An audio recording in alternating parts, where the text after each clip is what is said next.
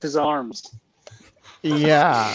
Welcome to a very special. I threw myself a birthday so that people can talk to me and make me feel good about myself. Bladtcast 422.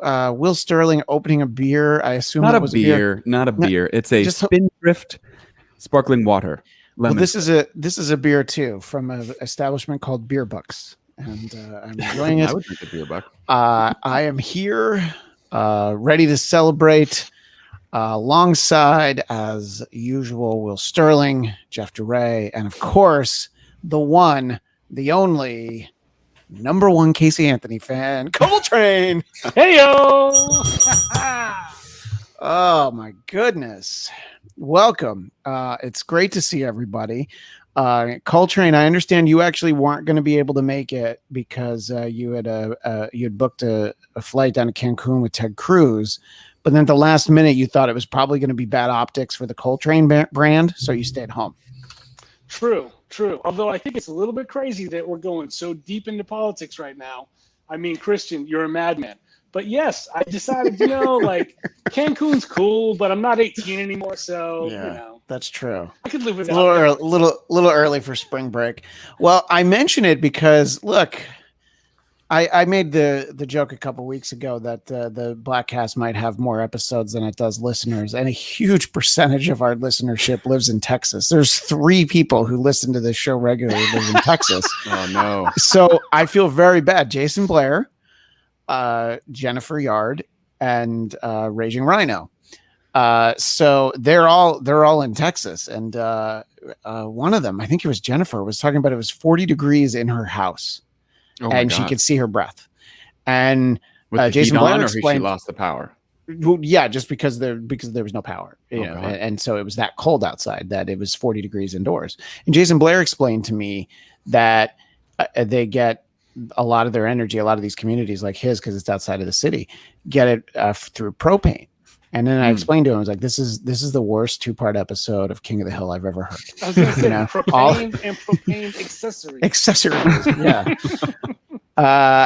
You know what? Look, and here he is, Raging Rhino. At least we have power today, able to enjoy the Bladtcast. You know, that's what I was wondering. I'm like, who are the real fans of the Bladtcast who are using their generator and wasting power so that they can join us live? But he's got his and they were at 48 in his house at the lowest point. 48 degrees. My house was 63 this morning, and I was like, "Whoo, let me turn this heat off." I did do the double sweatshirt, but I know it's interesting because the way that I have the panels arranged for those watching the video version, it's very Tupac and Biggie. We've got the West Coast side and then the East Coast side over there. Oh, you can do that on purpose? You control that? Oh, can I control it? Wow. Whoa. Wait, madness. What just happened? No, I'm down. So now I'm in control. Welcome to the Jeff Cast. By the way, more listeners, more episodes if you had the Jeff Cast. I think so. Coltrane, this is the second occasion I'm doing a little something for my birthday. A couple weeks ago was Bladtcast 420. So you might be able to gather what went on during that hour that felt like 5 hours, which most episodes of this show feel like 5 hours. I had these blueberries, and I was talking about, I felt fine, I was okay, and then I was just so hungry after we finished the podcast, and I want to let everybody know. And I mean, it was as though like I had lunch before we did it. I had like a second lunch. I had like 8 snacks. And then I guess that second breakfast. Secret breakfast. And I guess I metabolized what I had consumed. And boy, was I tired from my one little 5 milligram blueberry. And it was like I'd be like dead asleep, and then I would hear the kids making this like that. And it was a good feeling, and I loved every part of it. What did Heather tell the kids? Like, Dad's just really tired. Daddy's tired. Yeah, because honestly, that's every Saturday. Dad's just really tired. Yeah. So, but I mean, I've definitely been there. Not so much with like 5 milligrams, but I've definitely been there. Jeff apparently took 240 milligrams. 210, right? There I have been. Yeah. Wow. That's Yeah. so And many I milligrams. explained that my little tin of blueberries was, I think, 25 milligrams total. Or no, I don't think that's right. It's 100 milligrams total. So it was like Jeff did 2 of these and then a couple extras that he found in the sofa cushions. So That's what I used to do. edibles. I would like find the leftovers, the samples and stuff, and I would just like eat multiple packs of them to get up to about where I needed to be. yeah. Wow. Yeah, the first time that I had stuff from a dispensary out in California, I didn't know how potent everything was, and like my friend had a prescription and they just got me a bunch of stuff. So I took a bunch of stuff, and I was like chilling for like 2 hours, and I was like, wow, this is like nothing. So of course I took like a bunch more, and then it was just like 6 hours of waves that just came in, and it was crazy. I say. How much do you reckon you had taken then? I mean, by the time it was probably. See, it's tough because I don't remember, like they didn't have like the different milligrams like labeled on it. So Right now like, they can science everything. Yeah, so it was like I had like 3 cookies and like 2 candy bars, and like they had like these muffins. And the like muffins. so We talked about yeah, them. so I had like I had the 3 cookies first, then I went to a candy bar, then I went to like another candy bar, and then the muffin, and then I was like, oh, all right, there it is. That's fantastic. Then you're on the moon. Yeah, that was straight to the moon, baby, straight to the moon. My things were usually more explosion on the launch pad sort of stuff, and it was a lot of like, well, this isn't working. Obviously, I have to have more of it, and that was a lot of the stories that I told a couple of weeks ago. The pot brownies that led me to sleep for like 14 hours straight. And then the muffins that led to me vomiting all over our car. So yeah, it was great. And by the way, our pal Dominicus Saxon points out this is the worst episode of Hollywood Squares ever, or the best. I'm so glad somebody made the Hollywood Squares joke. That's what I was thinking. Yeah. Although I would like to nominate myself to be Alph. Our pal Uvula Scrimshaw with an awesome avatar of Galactus. Not wasting power, but I am wasting time to join you live. Much appreciated. And look at all these old friends. Farad Muhammad, that's one severe weather. I tell you what. I think he. Oh, and then he corrects it. I believe it's that's what. I tell you what. And Corby, just wanted to say happy birthday whenever it was. You know what? It's all of February. That's kind of the way that I roll. It's still last year's birthday month. Yikes! What now? Well, now that you put it that way, my mistake. I thought it was Blatt History Month. That's good. A couple of letters, understandable. Just a couple letters. Hey, Coltrane, is the Coltrane leaks Twitter still operative, or have you looked at it? Did you delete it? Yeah, I kind of I pointed out before, I'm just sort of done with social media because it's just everything is toxic. Like everything is a fight. And I just got to a point I was like, you know what? It's just really not worth it, because every time that I went on, it was like I would see somebody post something and I would just be like, I just can't. I just can't anymore. It's just, so I deleted it. I took it down. I was like, yeah, no. Somewhere out there, so many bots are heartbroken. I know. True. Yeah, true that's true. Coltrane is a bot heartbreaker. What is Ken 102254566798 gonna think? By the way, back to Hollywood Squares. Corby says, "I will take Christian parentheses Alph for the block." Thank you. I appreciate that. Anytime that we can really talk Alph. You know, I did. A couple Christmases ago. A couple Christmases ago, I did do an entire episode at Christmas time with this guy, Matt Sienkiewicz, who does like media studies at Boston College. I hope I said the right college. Anyway, some college in Boston. and That not narrows it Harvard. right down. It's definitely not Harvard. So once it's not that, it's like MIT. whatever. It's not. No, it's not MIT either. Anyway, we did a whole episode on the Alph Christmas special because it's literally the most depressing 45 minutes in network TV history. Because it's like a sitcom, but it's like got a Santa who's planning on committing suicide. It's got a little girl dying of cancer who I believe does die of cancer. And then Don't laugh.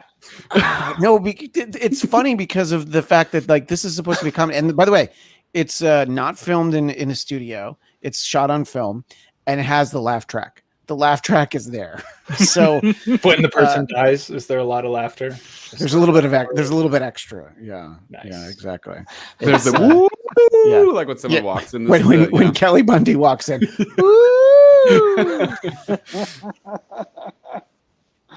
Nice.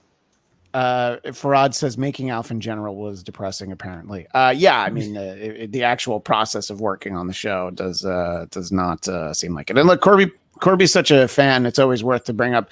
Those are both good episodes. The Alph episode and the Bladtcast about the Alph episode were both heartwarming. So, thank you for that. So anyway, it's great to have this is the gang. I mean, for most of the first, I don't know, Coltrane, how long have you been back east now? It's been a couple of years. It's probably been more than a couple. I just lose track of time. Yeah, so I'm trying to think it was probably before my second kid, but it's hard to. Yep. Yeah. It's like 2015. Yeah. Like So that. there you go. So it's kind of before both of my kids.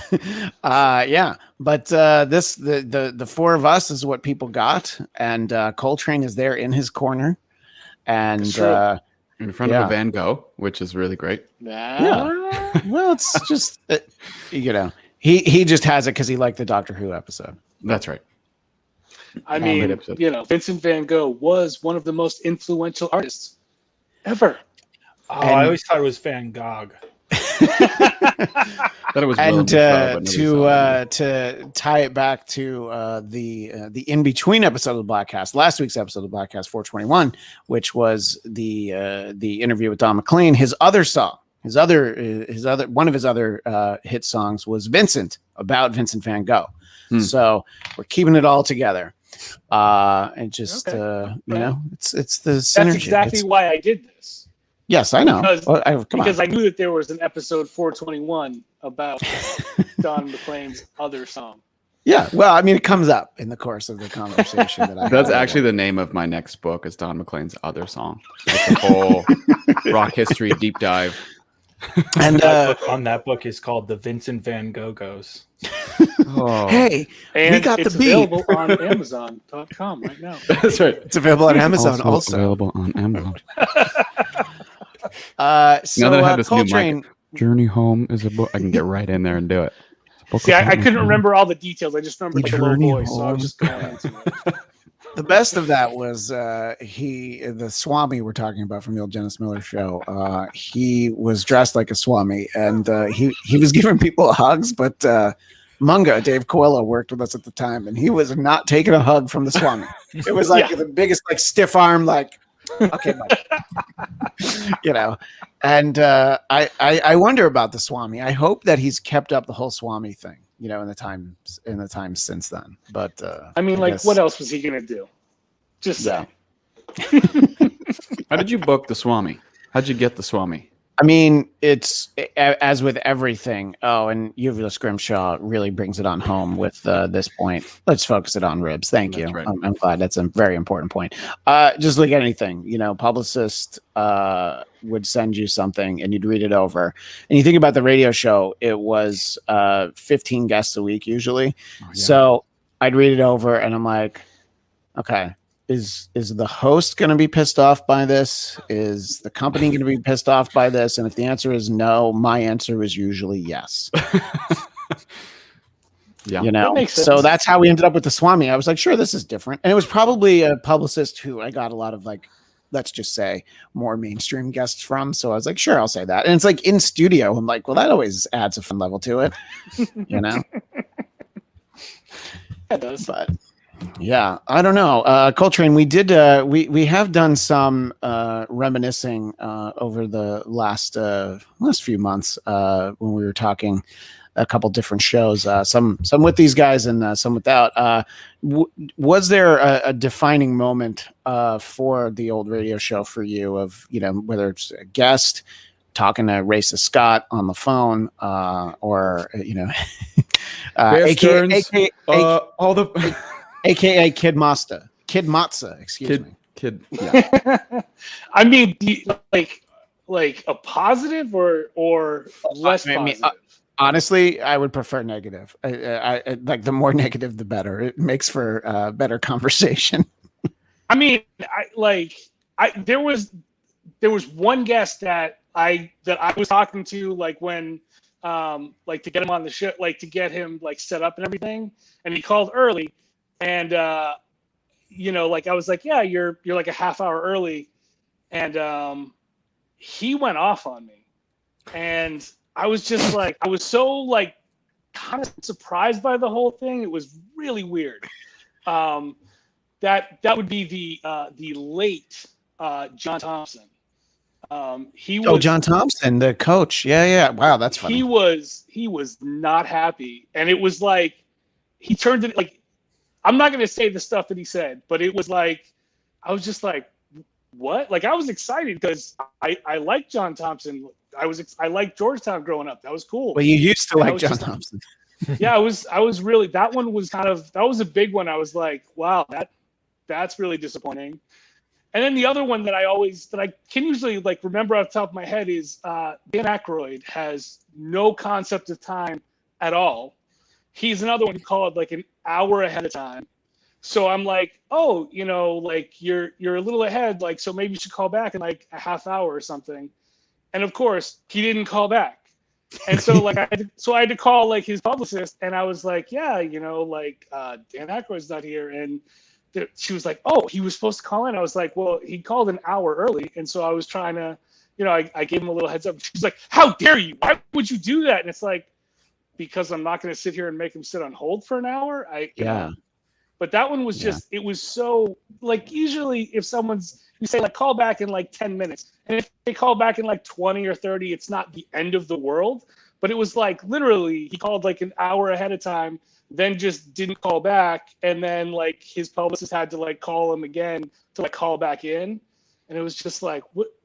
How do you not know, like, to tell time at all? Like, that's how you get out of something you don't want to do. You're like, oh, shoot, I'm an hour early. Well, I'll call you back. And then the best thing about that is that was the segment where we made a little news that he said that they were definitely going to make a Ghostbusters 3 with the 4 original Ghostbusters, and that Bill Murray was going to get talked into it. And of course, that never happened. So instead, what they did, the Jason Reitman one isn't that? No, they have cameos in it. But instead, what they did is they made the all-female Ghostbusters, which is the favorite Ghostbusters film of our friend who's joining us now from somewhere in Southern California, from the bunker, the one and only Liev himself. Hey, buddy. Hi, gang. How much did you love the female Ghostbusters movie? Tell all your fans and listeners how it's your favorite. I'm not going to lie. I actually enjoyed it. I'm dead serious. I really did enjoy it. And yet I'm not shocked, you know, because I saw it. And I'm really excited for the new one. I don't know how much you guys talked about it, but we were just about to talk about it. I mean, it's one of those things where I'm like, oh, I didn't think we needed that last one. I don't think we need this one, but sure, I'll see it because I like the concept of Ghostbusters. And by the way, I also am afraid of no ghost. I was going to say. Before we fall too far behind in the comments, let's. Farad says, "I remember Stefan from New Jersey very well. Wanted to impersonate him at some point when I called into the show, but I never had the chance." And then Corby says, "Farad, you can, of course, impersonate me anytime." And Dominica Saxon's excited because he remembers the the alter ego of our friend there, Liev, Cactus Dave, coming in to visit us, and we all love Cactus Dave. I'm sorry. Wait, this is somebody saying something nice about me. Before I move on to what you want to talk about. You are the embodiment of talent, intelligence, style, and extraordinary strength. Celebrate this awesome occasion like it's your last. Happy birthday. Happy 26th, I think. Thanks, Sky the Boss 96. That person clearly wandered in here. They have no idea where they are. I think the numbers that I was calling out earlier called in a bot. Sorry, but that's my birthday bot. Yeah, and Farad's excited because now it's a full throwback Bladtcast episode with even Liev is here. And Liev, how are things for you? Have you finished getting all 1.5 million signatures for your Gavin Newsom recall petition? I wanted to make sure that you were going door to door out there. Boots on the ground. He's getting recalled. I haven't heard. Well, it takes a long time. And Right. I'll tell you that by the time we vote for it, people are going to be like, nah, I'm not that upset anymore. They're gonna be like, who's Newsom? Yeah, exactly. There's two guys already like jumping on board, ready to fill his shoes if he does in fact get recalled. Newsom, I just got used to old some. Ah.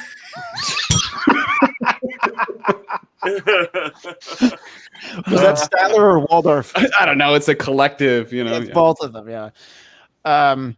Hey, I just saw your dog that's not Moo in the background. The dog you hate. That's the other dog. Yeah. Where's Moo right now? Moo's right there too. Oh, yeah. Okay. I just wanted to make sure. They're barking at each other. I just wanted to make sure it wasn't like what I expected you to one day do with a wife, where you just have one and then you just trade it in to get a taller, younger, prettier one at some point. I wanted to make sure one around. Yeah, I wanted to make sure. No, he would have the first wife put down. That's why I was curious. Oh. I wanted to make sure that that's not what happened. No, I would never. Yeah, I know. Of course not. Yeah. you should get a wife from Ukraine and then go on 90-day fiance. You should absolutely do that. Could totally do Coltrane's that. ears perked up when he said 90-day fiance. True story. So Liev, I don't know how specific you're being, but I know that you've got a new place. You're living in a new area in Southern California. Are you enjoying it more than the old place? I mean, you still work at the same place. No, I like it because it's Orange County. Yeah. We moved here because everything was open at the time, but then they closed it shortly thereafter. But it looks like they're going to open Orange County, at least try mid-March. So Yeah.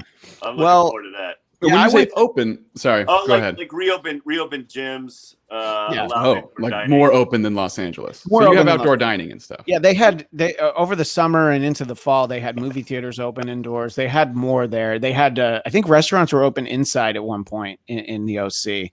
Yeah. But yeah, I think it's a little further along. Look, I went to a couple of it was outdoors, but like Knott's Berry Farm did they did like an all outdoor food festival for Halloween, and they did one for Christmas, which the one I went to for Christmas was literally like they had to cancel almost the whole promotion because of the statewide lockdown. So I went on the last day that you could actually still go, because that's when I had the tickets for. I'm like, I'm still going. Left. I can't believe we're coming up on the 1 year anniversary, because I remember being at Disneyland on, I think it was March 11th, and all the workers, it started circulating. You could see like kind of the panic in everybody, like, oh, they're closing Disneyland tomorrow, last day, and this is like legit. They're really starting to close everything, and I'm like, it's not gonna happen. I remember when I went to pick up our kids that Friday, the 13th, I'll remember what day it was. The school was like, they hadn't told us, and they're like, yeah, we're going to be closed for 2 weeks. We're like, what? How can you do this? You didn't even tell us. And then, of course, the 2 weeks turned into, let's see, a year? No, the school opened, I guess, at the beginning of August, but it was a long 2 weeks. And I funny that you say March 11th. I went to a concert on March 11th, and I was like meeting all these people from the record company, and like that was at the point where we're like, well, we're not going to shake hands, so we weren't even doing fist bumps. We were doing elbow bumps, like, oh, hi, nice to meet you. And like they weren't, at bars they'll usually just take a pint glass and like run it through some cold water and then put another beer in it and sell it to somebody else. They had like this whole stack of like plastic cups, and like all your drinks everything was disposable. And I'm like, oh, this is a little different. And we've talked about it before, but Will, remember just a couple of weeks before everything shut down, you and I were at Staples Center with 20,000 people to see David Lee Roth and Kiss. March 6th, I think. I think you're right. And so then it was right at the point where, like, for the couple weeks after that, I'm like, oh, I wonder if Will and I are going to die because we went to Staples Center. Yeah. It was, no, I wasn't really worried, but you have those first couple days where you're like, uh-oh. But look, Orange County, what you're saying, Leah, that look, Knott's Berry Farm's got the Boysenberry Festival. They're doing the same thing, and so you should come meet up with us. We'll have some boysenberry. It's a lot of food that you get for. Are you guys doing that? Yeah, I think we'll do it at some point. We're just trying to figure out when we do it. Orange County's a little bit more rebellious too, and not necessarily as far as I want to go. I mean, you can get to Newport or Huntington, and even I'm like, ooh. No, they're basically having orgies on the dance floors. Are you scared of everybody dressed up like ghosts? Yeah. Okay. Well, I live in Burbank, and Burbank made at least statewide headlines because we have this bar called Tin Horn Flats that they were just like, yeah, we're supposed to be closed, but we're not. And there'd be this long line of people outside, and at first they're like, yeah, we're just going to keep the patio open. It's a protest site. And then they're like, there's too many people on the patio. I guess we'll just serve them inside. And it took like months for the state to, take any action on them. And then by the time that they're supposed to be in court like this week, and it's like, well, everything's open now. So, it was government at work, I think. Liev, you're talking about Disney. Our friend Lynn B, who is one of the sweetest people that you ever meet through the radio show, and too sweet for the Bladtcast, but she had a great Disney trip with the grandsons planned for all the Star Wars stuff on March 22nd. We mentioned him earlier, our friend Jason Blair. He told this story on the podcast. He lives in Austin, and he loaded the car up with his triplets and his wife, and they were an hour outside of Austin, heading towards Southern California, when his wife said, "Oh, I feel your pain. Disneyland is closed. Disneyland passes. Yeah, look at that, unused Disneyland passes." And so he was literally only an hour away from Austin, and so then he drove the rest of the way, and I don't know what it is, like 18 hours. I actually don't know. And then he came here, and like not only was Disneyland closed, but like anything they might want to do was closed. Yeah, like restaurants were like just about to start closing, so they left after just a couple of days. And he's still got Disneyland passes that he needs to use. And he lives in Austin. And he's like, it would take us just as long to go to Disney World. And Disney World's been open for like 6 months, Yeah, it gets Florida. a little confusing when you start comparing other theme parks that are open, because they seem to be doing it okay and safely. But there's arguments on both sides. So either that or their media blackout is a lot better in Florida. Right. You're saying it's bad on both sides? It's no mystery, no secret that if anything bad happens at Disney, like they can hide it pretty quick. So they say there's no COVID cases, but you know. Nobody's gonna find out what we're doing. We're gonna kill those people. Get the fuck out of my face. 2020, we only had 8 kids die. It's so much better. COVID, more like Novid.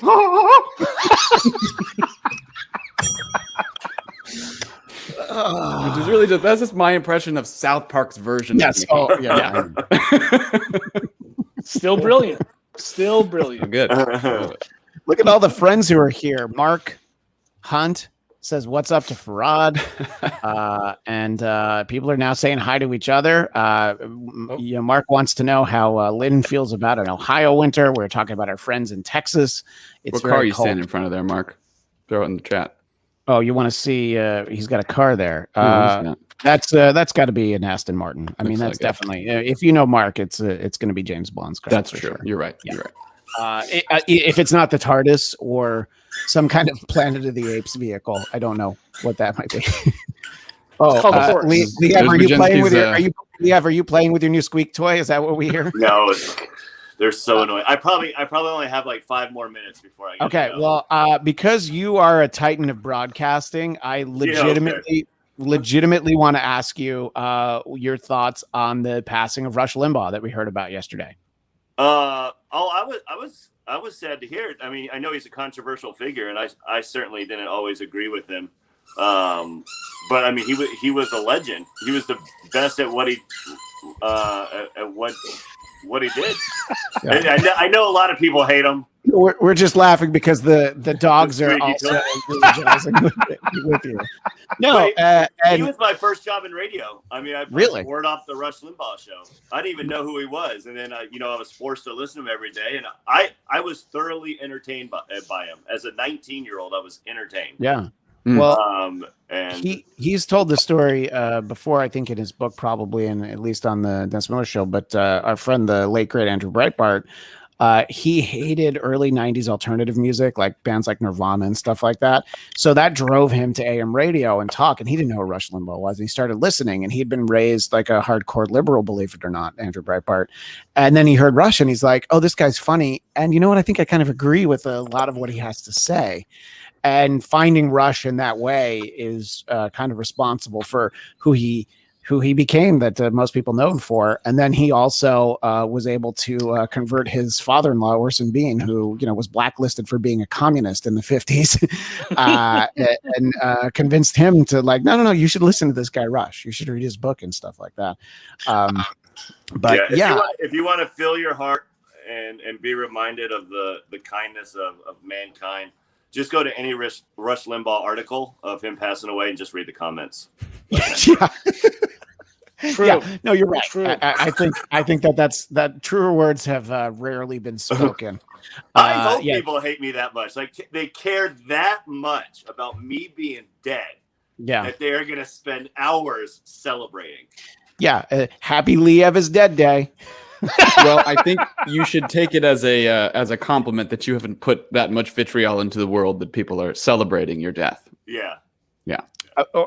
Will, let me just amend that. You haven't yet. So there's still plenty of time. That's true. I guess that does leave a big space now that he's dead, that you could just fill that space. Yeah, you can try and instill hatred for people who are driving to work in the mornings. Rush Limbaugh is going to be your name. To wrap it up, I felt the same way like when we lost Kobe. I mean, that was the legend. That was the best, one of the best at that job. So to lose Rush, he was one of the best at that job. It's just sad. I'm going to say that's the worst comparison anyone has ever made. I know they're too about anything.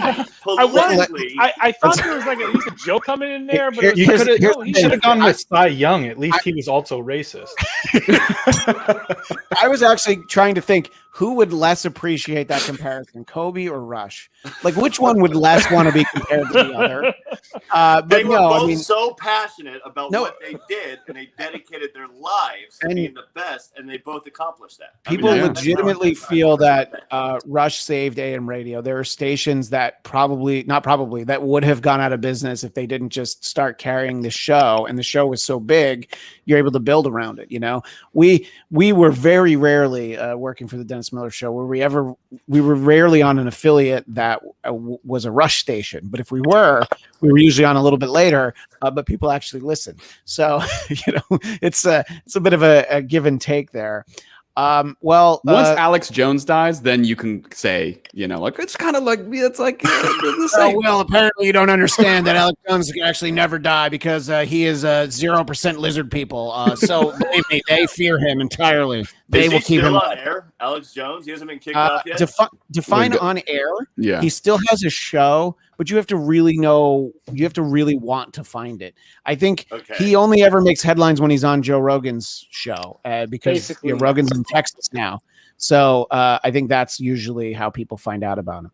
Well, Liev, so you're down in the OC. When are we getting together at the Hooters by Angel Stadium? Because I was talking to a friend about like when Major League Baseball might reopen in California, and I was like, oh, maybe San Diego before. I'm like, wait a minute, no, Anaheim.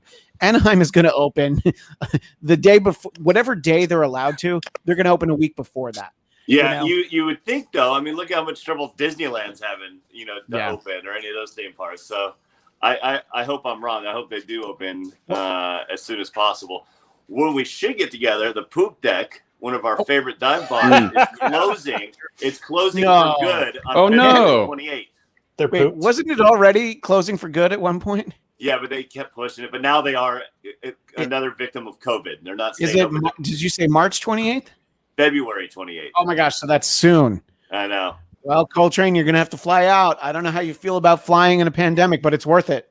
I mean, at this point, I would actually probably drive. If I was really going to come to California, I'd drive. Come on, and make sure to go through Arkansas.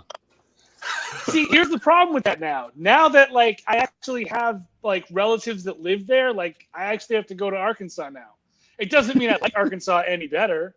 I still feel like I'm going to die every time I drive through there, but yeah, I mean now I like have to go there. Yeah, it's ridiculous. That's fair. Well, Liev, we appreciate you taking some time to join us. What wisdom do you want to part with? Wait, I have a question before he goes. Oh, okay. Yes, Mr. Duray. On a scale of definitely to super definitely, how into Marjorie Taylor Greene are you? Into who? Marjorie Taylor Greene. She's the QAnon representative from Georgia, I believe. She's the one who said that the Las Vegas shooting was staged. Oh, I'm probably not a big fan. Yeah, yeah. She thought that maybe not. I think she said Parkland was staged. She said the Vegas one was too. 9/11. No. I'm agreeing with you. But she also said that I think she believes that the World Trade Center was hit, but she said that the Pentagon wasn't because there's no evidence. And of course, there's you just show a picture from that day of the huge like chunk of the Pentagon that got taken out. Yeah, she's well, that's what she would say. Yeah, she's the Q darling of that's not even the right. That's the super extreme right, Marjorie Taylor Greene. Yeah, that's how little I care or even respect people like that. I don't even know who she is. I haven't clicked on anything about it. I've certainly seen the headlines. I didn't realize that was her. Yeah. Even Mello hates her. Yeah, I got one quick question for Bujenski before he goes. How do you feel today learning that Timothy Tebow is retiring? That was our final topic. I'm glad you brought it up. Tim Tebow is retiring from baseball. The New York Mets announced that yesterday. Televangelism. Yeah. Whatever makes him go broke quicker, so he's forced to do Playgirl. Yeah. Or forced to start an OnlyFans just to pay the bills. Whatever makes him go broke. So good. I'm glad his careers are failing. Now we need to get rid of the announcing job. He starts an OnlyFans. We start seeing some full frontal nudity from Timothy Tebow. The reason why I love that response is that some people might hear it and think it's a joke, but those of us that know you, we obviously know that you feel very passionately about this. Yeah, and by the way, this would have been his 5th year in the Mets organization. So I texted you that yesterday that we were that it was no longer going to be Tebow time. And I think that the fact that you're excited about it is something that might surprise a few people. He was making $2,100 a month. Yeah. And Yuva the Scrimshaw points out Tebow is in the pantheon with Michael Jordan and Bo Jackson. Bo Jackson actually had a great baseball. Limbaugh, Kobe Bryant, Tim Tebow. Both hands. That's your Father, Son, and Holy Ghost. Well, good time. Liev, if we can't get together at the poop deck somewhere in the OC, I know that you occasionally will do appearances at some great establishments out there, and we surprised you once, but now that's been a few years, so we're due to. I guess Will and I will have to show up at some point, and we'll give you a big hug and make you very uncomfortable. Well, I can't wait. Once the pandemic's over, so around 2032, I'll see y'all then. Yeah, that'd be a great time. It'd be a great time for a hug.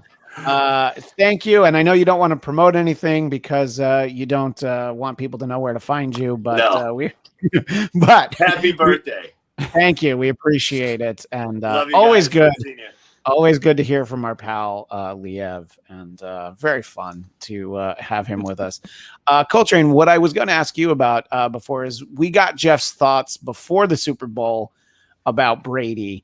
I want to know your post Super Bowl thoughts about Brady going down to Florida and it's Tom Brady winning another Super Bowl. I mean, technically the Bucks won, but let's be honest, Brady and Gronk. Listen, it was all Brady in that one.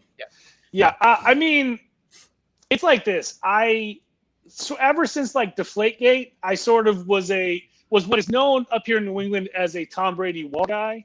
It's like I'm going to the wall for Tom Brady. I still didn't think that. I still will argue to this day that he was innocent there and he got railroaded. So I was annoyed with like that whole situation when it happened, and so it's sort of my love of football sort of like faded casually over time, and so this season it was like I knew eventually he had to go because he wanted to keep going and the Patriots needed to rebuild, so I knew it was coming.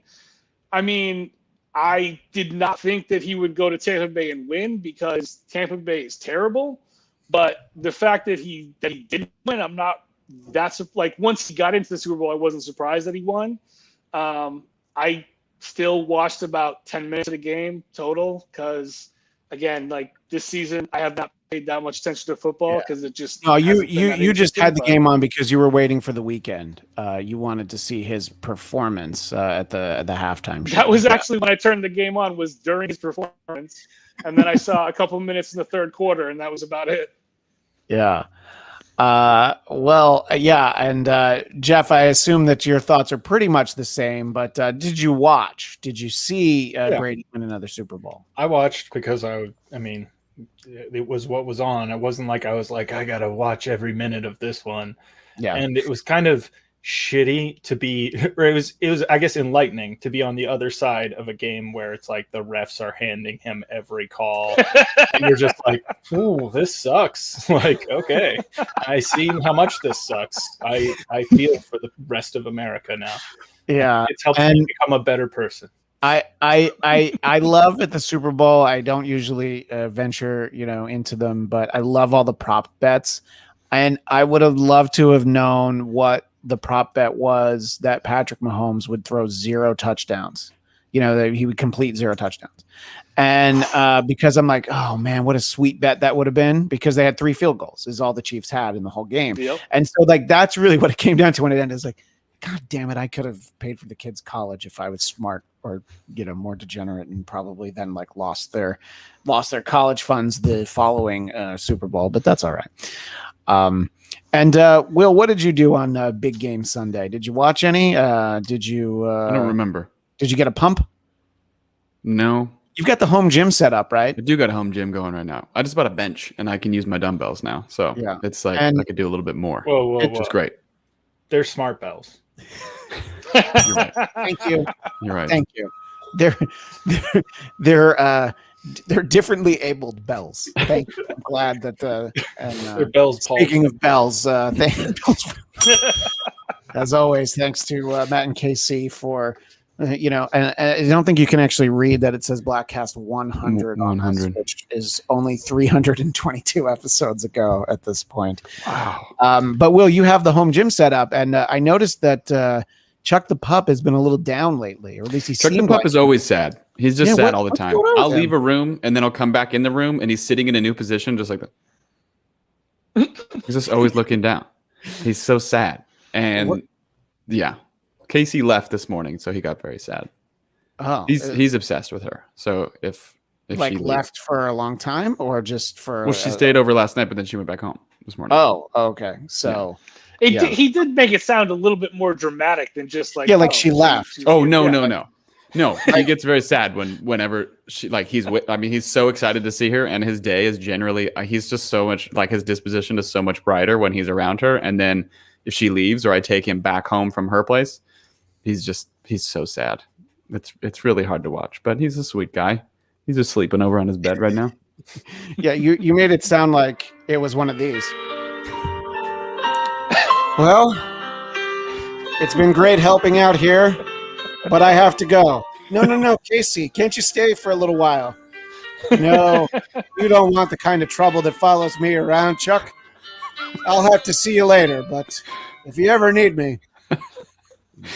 It's a short version. I actually think a pop-up was about to start, but so it's hey, look, very, very important in the chat, very important comment. Want to become famous? Buy followers, primes, and viewers on this link, bigfollows.com. Why is it famous.com? So and that's really my question is like, Coltrane, if you knew that bigfollows.com was out there, would you have shut down your social media? I mean, anything's possible, but I mean, if they were going to come in with like, if I was going to get another 100 or 200 people following, then it's entirely possible that I might have maybe. No, I'm done. Social media is a joke. The only thing that I go to now is Reddit, which I used to just go to because there's a ton of naked chicks on there, so that was always fun. Okay, but now naked chicks other places on the internet, just so you're aware. But I mean, it's all just focused in one spot. Like, what else would I could just go to Reddit? Also, Pornhub, right, pretty focused on. Yeah, but see, chicks. I don't go to Pornhub because they're tracking you, buddy. They're tracking you. I'm not doing the tracking stuff. Oh no, someone's gonna know I watch porn. Shit. Yeah. No, it's more what kind of porn. Yeah. Our friend Mark is about to leave. He wants to say, have a great birthday. And in true Swami fashion, and remember, Podcast of the Apes, the Planet of the Apes fan podcast. It's on podbean.com or just Google Podcast of the Apes. Thank you to Mark, who apparently did not enjoy the series premiere of CBS's Clarice, the continuation of the Silence of the Lambs saga. I have not watched it yet, mostly because I expect it to be pretty terrible. But I thought it was about a woman. What? I mean, Silence of the Lambs was about it. Yeah, but you're right. It's like who's the least interesting character? I just was hoping that I didn't know the context for that show, so I was like, oh, maybe this is a spinoff, and like Mads Mikkelsen will show up as Hannibal Lecter, and it turns out at the end of the trailer he wasn't in it, and I was like, oh, this is totally different. I don't really care for this. No, I think I have such an affinity for the books and the movies and the previous series that I feel like I want to check it out, but I can't expect it to be very good. Will, have you ventured into WandaVision yet, or I watched the first episode. Okay, that's a very small little. Yes, I think it's 9 or 10. Yeah, I watched the first episode. I'll watch some others, but right now I'm really excited for the. We're talking about Clarice for the It's a Wonderful Life spinoff about the angel Clarence. That's the show that I'm really much looking forward. Wait, that's really a show, isn't it? Yeah. No, that's not really a show. I was trying to sell it. I was like, yeah, that's really a show. I mean, listen, that wouldn't surprise me if it was. I was just remember Jimmy Stewart's Angel. Not Christmas. This Christmas, coming to NBC. I'm making a spinoff called "Dealing with Being Touched by an Angel." There you go. There you go. Show me on the doll where you were touched by an angel.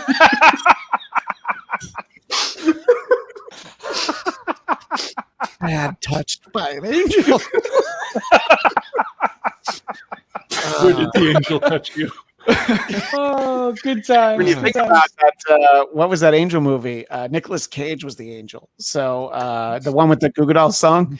So if there was ever an angel that was going to bad touch you, it's probably the Nicolas Cage angel. The bad lieutenant touch angel. Did you see the trailer for the new Nicolas Cage movie where it's basically there's like a video game called Five Nights at Freddy's and now they've made a movie of it. So it's basically like the animatronics at like a Chuck E. Cheese are evil and are going to eat him. And he's in this place fighting them like a psychopath. It looks really interesting. I'm not gonna lie. I need to catch up on some of these recent Nicolas Cage movies because there was that long string where he was like just doing anything because he lost a bunch of money or whatever it was, and then he pivoted into like movies like Mandy, which I guess are fucking crazy and fucked up, but they're so weird that they're cool. That it's like he's in vogue again, and he's doing movies that people are watching it just because they're so fucking weird. That I'm like, huh. There's this upswing for Nick Cage that I need to explore. Yeah, I mean, I thought he was great in Kick-Ass. I don't really remember much after that, but didn't he buy wait, is Action Comics 1 the first appearance of Superman, or is it like a different? Yeah. Oh yeah, it's Detective Comics 27 as Batman. So yeah, it's actually, so he bought an Action Comics 1 at some point, and then he sold an Action Comics 1 at some point because the map to the Golden Fort Knox is not contained in the back cover of this, so I'm just going to get rid of it. He was really banking on those Sorcerer Apprentice checks. Kame Egan. Every time someone touches an angel, the angel gets its wings. And then, of course, it's not wings they get when their bell rings. So people are running with some of the dirty talk that you can come to expect here at Black. The spinoff of that I'm really looking forward to is Touched by David Boreanaz. That's the Joss Whedon story. That's exactly what I'm going with. Coltrane and I, like Jeff was just faster than Coltrane and I. I was like, that's literally what I was about to say. How it's something that we talk about a lot is this level of fandom and things like that. How excited? I'm gonna ask Will first. How excited are you for the Snyder cut of Justice League, which is of course just Justice League, where he filmed a bunch of new stuff, and it's not an cut from what was.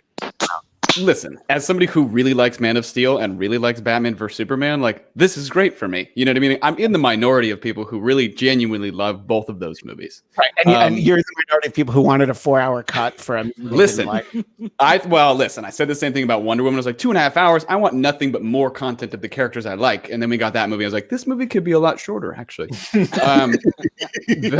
But to know that the theatrical release was limited to 2 hours, that was their rule. And like not even an hour of that was Zack Snyder footage, and now we're getting 4 hours. I'm like, this is fucking great. You know what I mean? Like I have no expectations about needing it to be amazing because I know that the story, this is probably it. You know what I mean? There's no more after this, so that's fine.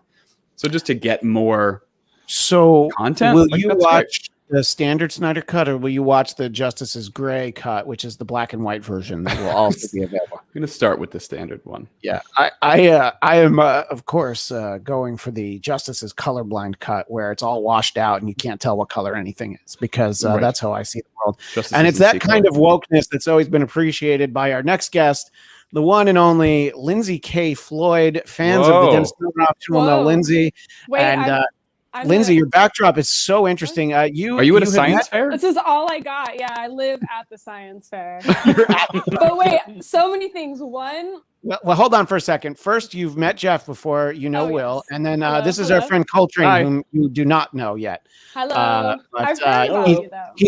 He's already your new friend. So that's the beauty of being part of Bladtcast Nation. Nice. All right, now it looked like you came loaded for bear. What did you want to get into? I mean, so many things. First of all, I what did you say? I'm so knowledgeable in wokeness, or I'm all about wokeness. You appreciate my wokeness, that I'm so woke that I want a colorblind cut of a movie where there are no colors, and so that all the characters are one. Ah, I see.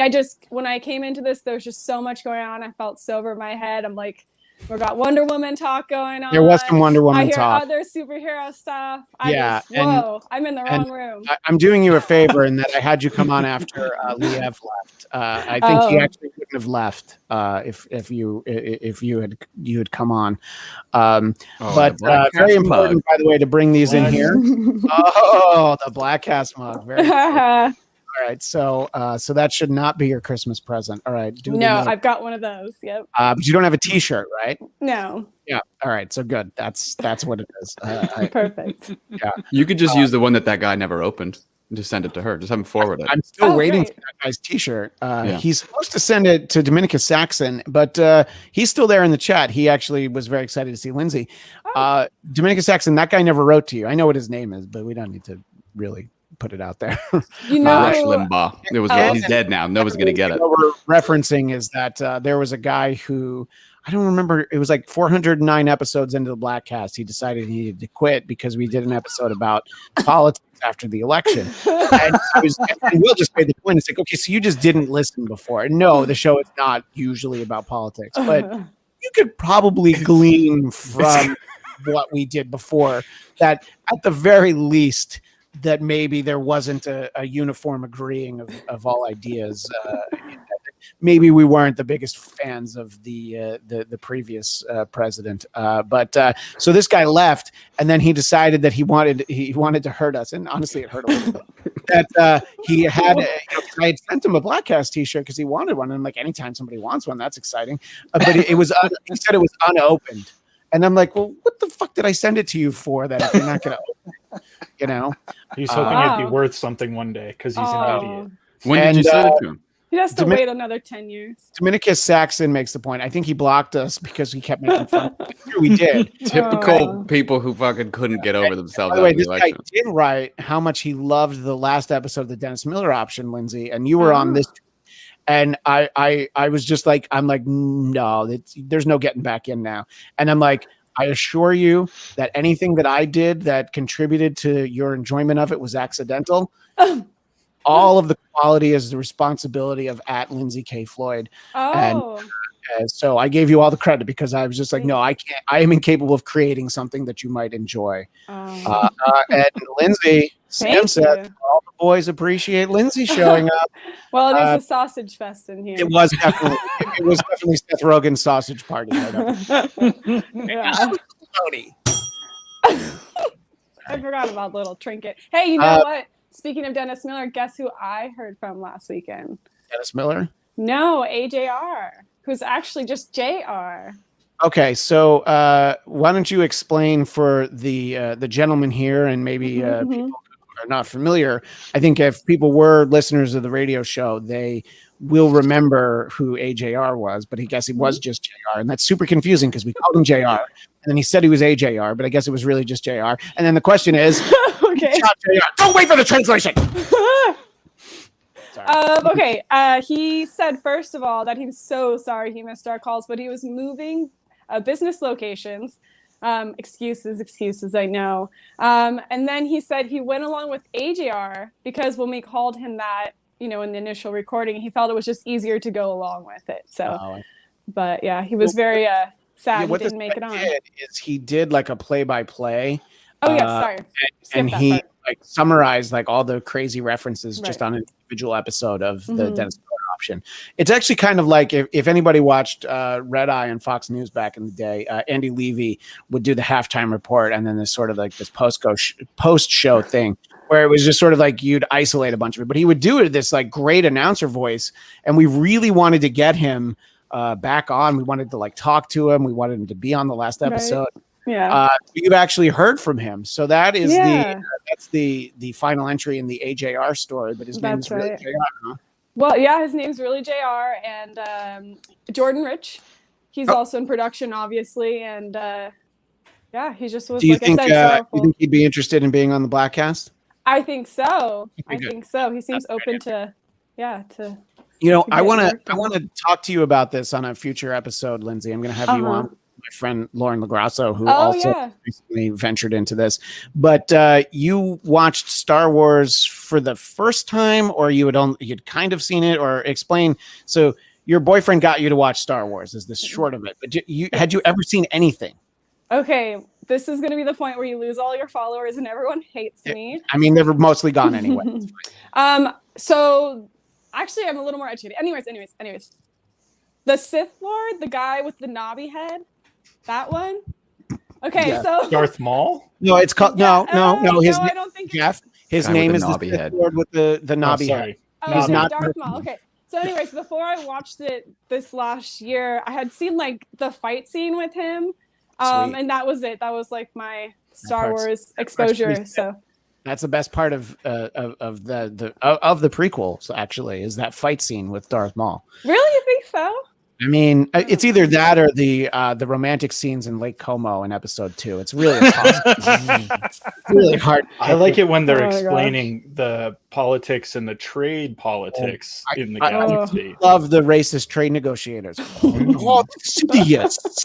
And of course, Watto, who unfortunately his reps no longer allow him to appear on this show. I still think we should make a Wokes track version of that where we just use white stereotypes instead of racist stereotypes.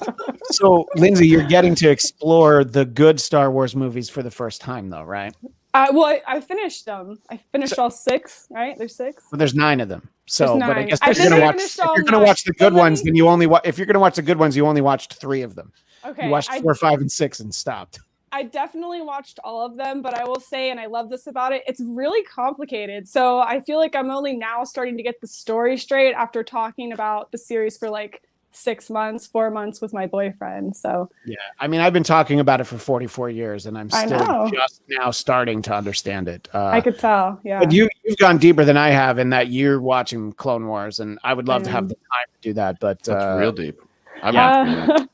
It's good. I like it. You know, honestly, I watched the first 4 episodes and I wasn't really into it. And then my boyfriend made this like stupid ass explanation like, oh, it gets really great in the second season. And I think that's silly because who wants to wait for the second season for anything? That's what I always say. People are like, just skip the first season, go to the second one. I'm like, I can't do that. But to be fair, I do tell people that with Parks and Recreation. Like, it's like, if you want to go back and watch the first season, you can, but it's really good. I say that with The Office too.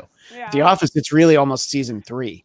But no, I remember there was a show not that long ago that I watched and I hated. I'll say what it was, The Leftovers. And people were like, no, you have to give it to episode 6. I'm like, no, I'm not giving it. Yeah. Like, if you tell me like halfway through episode 2, I'm like, fine. All right. I'm mad, but I'll do it. And, some people were a little bit underwhelmed by the first few episodes of WandaVision. I'm like, I don't know. It's interesting. It's just, you got to kind of. That's all right. Okay. Yuka Scrimshaw says those prequels were just horrible. And Raging Rhino says Darth Nobby was my favorite. Coltrane, I believe your adult film name was Darth Nobby, or am I wrong about that? I mean, we don't talk about that on this show. We talk about that on other shows. You can find them on Reddit. That's on Bladtcast After Dark. That's when. True story. We all like a little cosplay. Yeah, no, who doesn't? So Lindsay, we'll talk more about Star Wars at some point in the near future. Who's your favorite of like all the characters? Is it Jar Jar Binks? Oh gosh, I don't like Jar Jar, much like everyone else. People gonna die. Probably Anakin. I like his story. It's interesting. What? All right, it was nice to have you on. Wrong? Okay. All right, yeah. I'm sorry, I like the bad guy. Everybody, but she gets Anakin in the Clone Wars, so she gets like a better version of him by a good voice actor. Interesting. When you get to see him in Clone Wars, and wait, Will, make your point because I was talking over you. I mean, you're probably talking more about him in the show rather than the shitty performance in the movies, or am I insulting you by saying you like movie Anakin? Oh, I guess you are insulting me. I do. I'm not saying it's like the best acting ever. I just really like the storyline. So I don't know. It's fair. I'm sticking to my story. Okay. To say the storyline is good, I understand that. Be like, that's a good story. It's just a person that they picked to be the vessel to tell that story. I'd like to see you change your eyes yellow. Okay. I'm just. That's a great point. Listen. I'd crush some Yinglings anytime. Okay. With the rumors, like, I don't know, like before that movie went into production, I'm talking about episode 2, was that George Lucas had met with Joshua Jackson, aka Pacey from Dawson's Creek. And I think that if we look back, they definitely could have gone a much different route if they had Pacey from Dawson's Creek as Anakin. I think he went on to do some fine work on Fringe, among other places. He was also on The Affair, and I think movie The Skulls. Remember that? I think that's what he did. With Paul Walker, who could have also been Anakin. That's right. Paul Walker could have been Anakin. He looks enough like Hayden. I would have liked a Paul Walker Anakin. Yeah. That's true, but what kind of car would Anakin have? That's really the question. Probably a Porsche. GTR. Streets on Skyline. Come on, that's a dumb question. I'm sorry. Our friend Daniel Beck checking in from Japan. Anakin, no.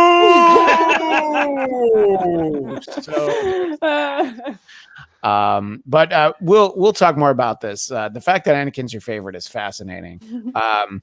And my friend Lauren, who some people know because we were on the Tomorrow Show together, she was like given a Grogu, a baby Yoda, as a gift.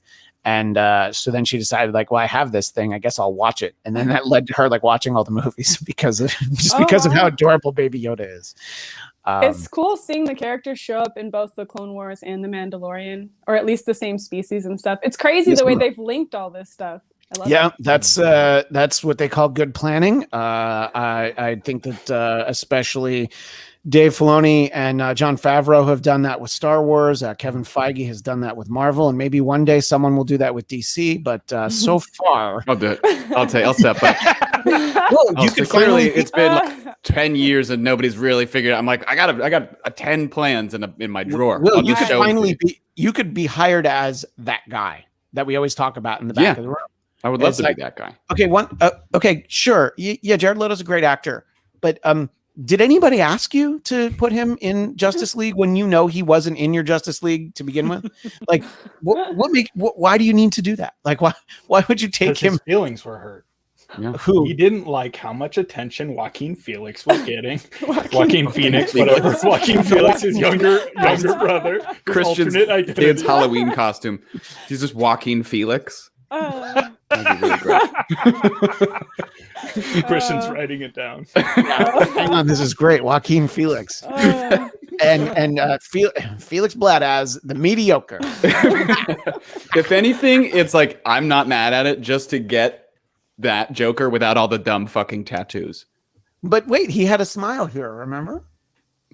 On his hand. Remember he had a smile? Yeah. And he had a J on his face and he had all those ha-ha-has. The damaged. Yeah. Yeah. I mean, doesn't the Joker seem like a guy who would sit still for all those tattoos? Those are the tattoos you got at like a pizza shop after a baseball game when you were a kid and you put like 50 cents in the thing, you twisted it and you got the sticky tattoos.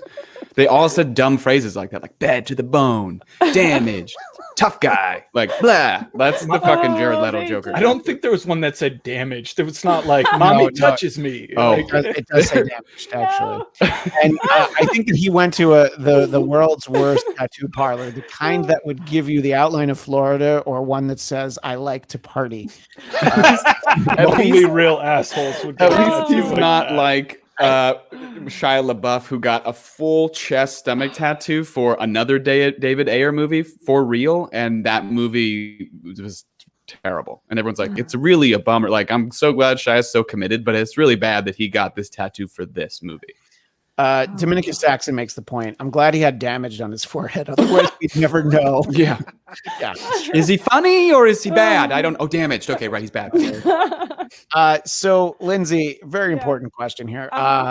You could talk about how much you miss Dennis Miller, miss the Dennis Miller option, but how much do you miss me? I want to hear about that. I cry myself to sleep every night. Same here. Yep. It's really hard. I cope by drinking lots of wine and buying numerous amounts of plants. It's just getting worse every day. Have you consumed the Christmas gift you weren't able to give me? This Christmas gift, I'm now repurposing it as a birthday gift. Oh, that's great. But yes. And then by the time, and then you can just add Passover. I'm going to see you at the end of the year. If you see me in March, it can be my Passover gift. If you see me in April, it'll be my Easter gift. And why don't you tell people what that is and where it's from? Oh, well, it's a bottle of Old Harbor rum. Old Harbor is my boyfriend's distillery. And so we wanted to get you drunk for Christmas.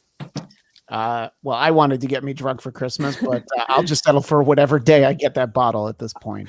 Yeah, we gotta get together. We gotta set something up. So what are you working on over at Westwood One? Are you still working with Dr. Drew? What's going on? Where can people maybe occasionally hear your voice or a giggle now and then? Oh no, well, I work with Drew here and there, but that's outside of Westwood One. Okay. I'm only now being assigned like my official show. So we'll see what happens with that. That's going to be with Gabby Dunn. And I don't know how involved I'll be on the mic. We'll just have to wait and see. Well, that's why you're going to have to come back to the Bladtcast, isn't it? Exactly. I need a platform. Yeah. Well, people keep asking for you. And Farad Muhammad must have stepped away because he sees that you're here now. So we miss you. Yeah. We do. Yeah. He was the voice of the Dennis Miller option. both incarnations, the podcast one and Westwood one incarnations. Well, the second one's the only one that matters. I mean, honestly, which show is better? I mean, yeah, I'll tell you, that's true. Absolutely. I was just teasing. Yeah. Oh no, you're right. That's actually correct. Yeah. No, in terms of that show, obviously there's many fine products that podcast one is responsible for. Don't forget Red Circle Sports. I was just about to mention Red Circle Sports. Yes, indeed. That quickly became the Dennis Miller option, but Yes. it wasn't quick enough. Let's just say that. We had a couple months of Red Circle Sports. In any case, well, Lindsay, what else would you like to share with Bladtcast Nation? We always appreciate you visiting, and we will visit again with you soon to talk more Star Wars and anything else. But you hate most of the nerd stuff that I like, so that's not true. I've actually just started Marvel, so we'll have plenty to talk about in the future as opposed to the past. So all right, it'll be great. Now I feel like is this your boyfriend's like, oh my gosh, you've seen none of these things, so now I have to show you all this stuff. What is the trade? What does he have to watch? Yeah, you're making him. Does he watch Love Actually once a week? I pretty much just make him go bike riding and hiking with me all weekend. So exercise. That's a tough bargain. But I like it. It's like good for my brain. Yeah, but I would have. That would have lasted one hike. Look, if I wanted to watch movies and TV in exchange for his movies and TV, we'd never get off the couch. Yeah, true. But that's what I would want, actually. Okay. Look, I watched while you were sleeping with my wife. She watched Singles. It was a lot of trade-offs, but at no point did either of us try to make the other one go for a hike. So, well, I'm evil. No, but that's good. Well, and he is your boyfriend. Do you call him Mike or Michael? I don't even know. I call him Michael. Yeah, because it's classier. That's a relationship thing. Yeah. Yeah, exactly. Okay. No, Mike. But like his friends from the neighborhood are like, hey, Mikey, he's a good guy. Whatever. I think he likes it. Michael or Skubik, which is his last name. Interestingly enough. So I thought it was I thought you were gonna say Scuba, and then I'm like, great, we got 10 minutes of content. Like Scuba, last name. I'm like, nope. Or Scooby, because he's always eating dog treats. Like that would have been interesting. No, not dog treats. I was gonna make a terrible joke. You're at the right place. He throws me a bone every once in a while. That is the opposite of a terrible joke. That is 100% a Bladtcast joke. And anyways, before I take things downhill, I'm pretty much just on Instagram. Lindsay K. Floyd. That's LindseyKayFloyd. And I'm also working on a website of the same name. So, Dominica Saxon chimes in. Hiking. If I go out to check the mail, I have to have the paramedics meet with Bernie. That's why Dominica Saxon didn't stop listening after 409 episodes. He was able to stick with us. He couldn't stop. He was like, you couldn't reach. Well, Lindsay, thank you for classing the show up a little bit. Not just this visit, but every time you're on. I told you that the show that we did that posted after the final episode of the Dennis Miller option got twice as many viewers and listeners as the episode that I did with the actual Dennis Miller for episode 400. I'm certain it was nostalgia. People are just that's probably it's not us. either that or you have a higher Q rating than he does. But in any case, always great to talk to you. I will talk to you again soon. We will have you back on very soon because I really want to dive into this Anakin thing. I'm going to have to wrap it up, in all honesty. Make sure you give me some time to prep, okay? I want to make sure I have thorough notes. Yes, please do. Lindsay, say goodbye to the fellas. All right, bye, Lindsay. Fellas. All right, great to see you again. Well, that was fun. I there's the hiking, the bike ride maybe, but it's like, are there hills? Then if there's hills, I'm out. I heard they have eyes.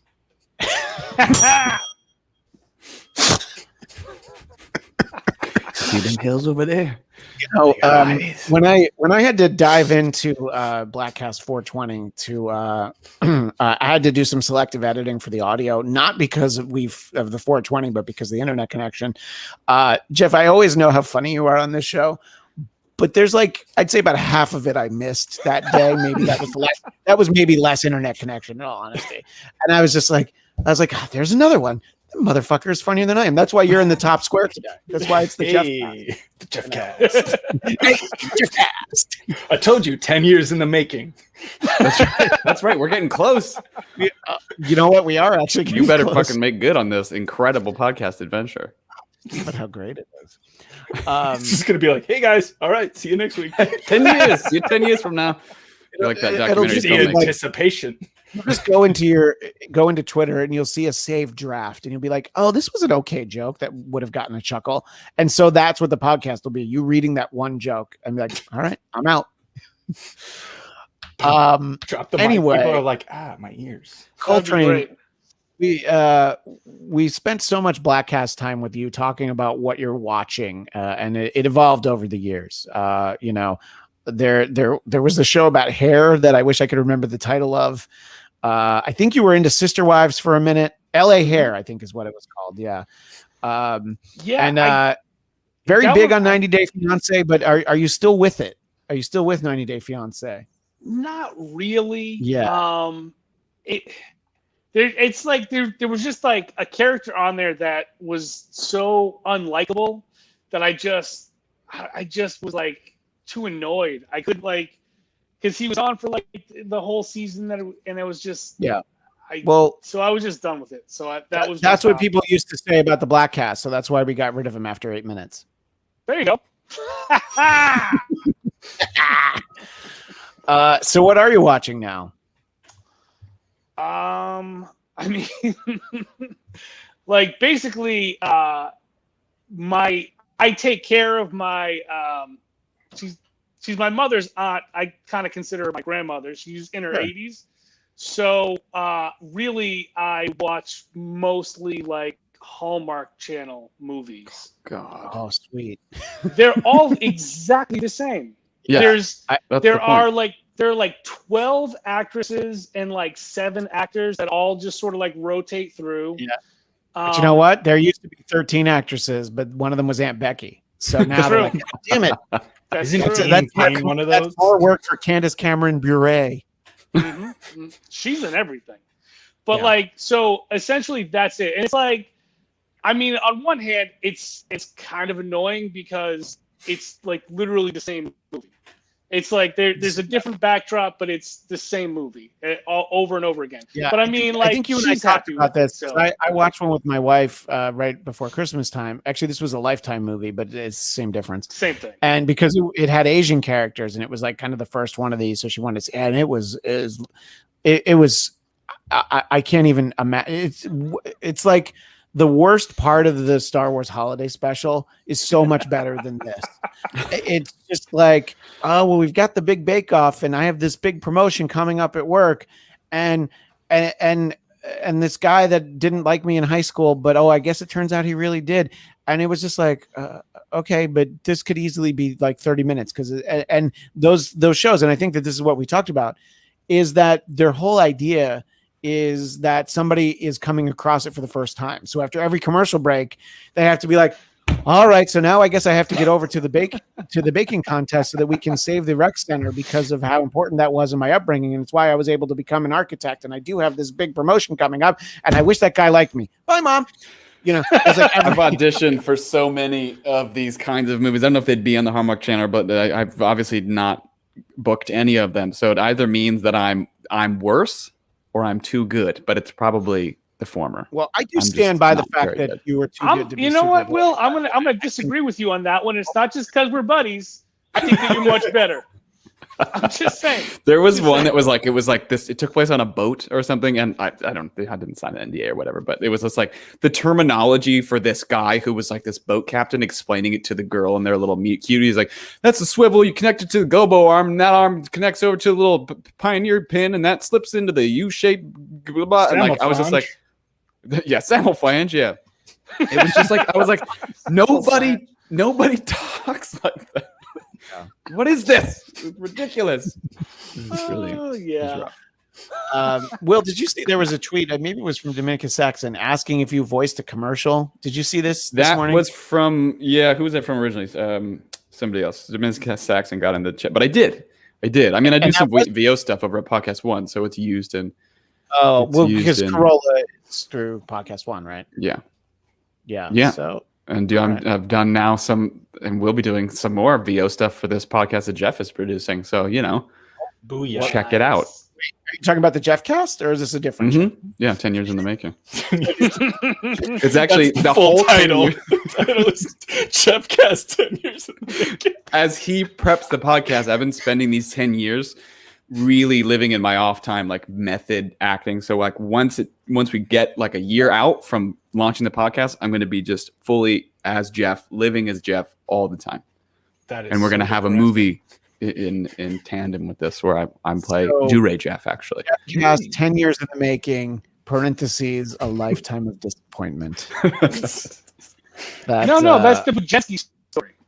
you know what? You're absolutely right. That's right.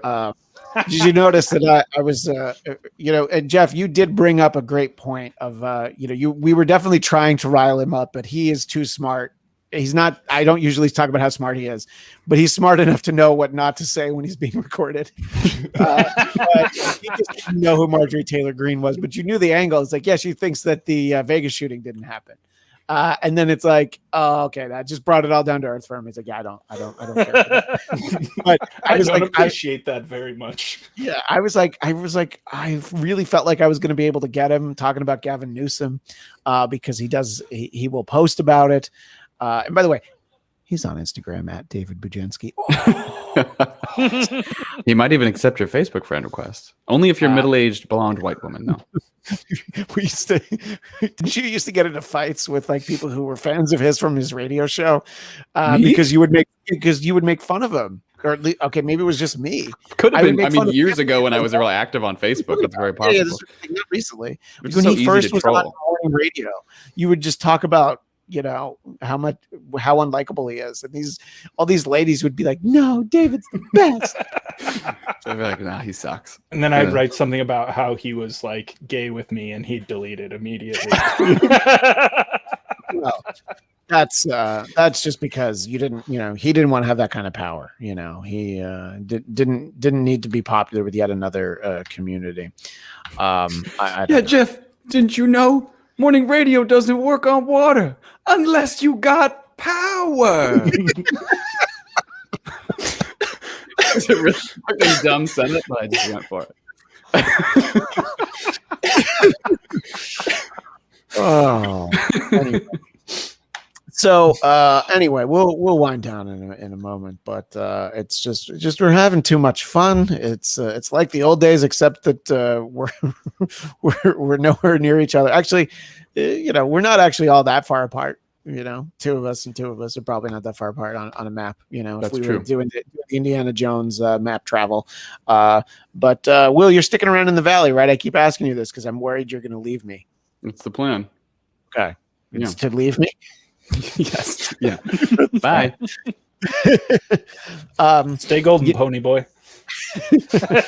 There was something that I wanted to I referenced to Will when it was still in the unofficial stage, but I wanted to give a shout out to my friends from the local Kiss tribute band, Kissed Alive. They'll be doing a drive-in show at the stadium in Lake Elsinore where the minor league baseball team plays.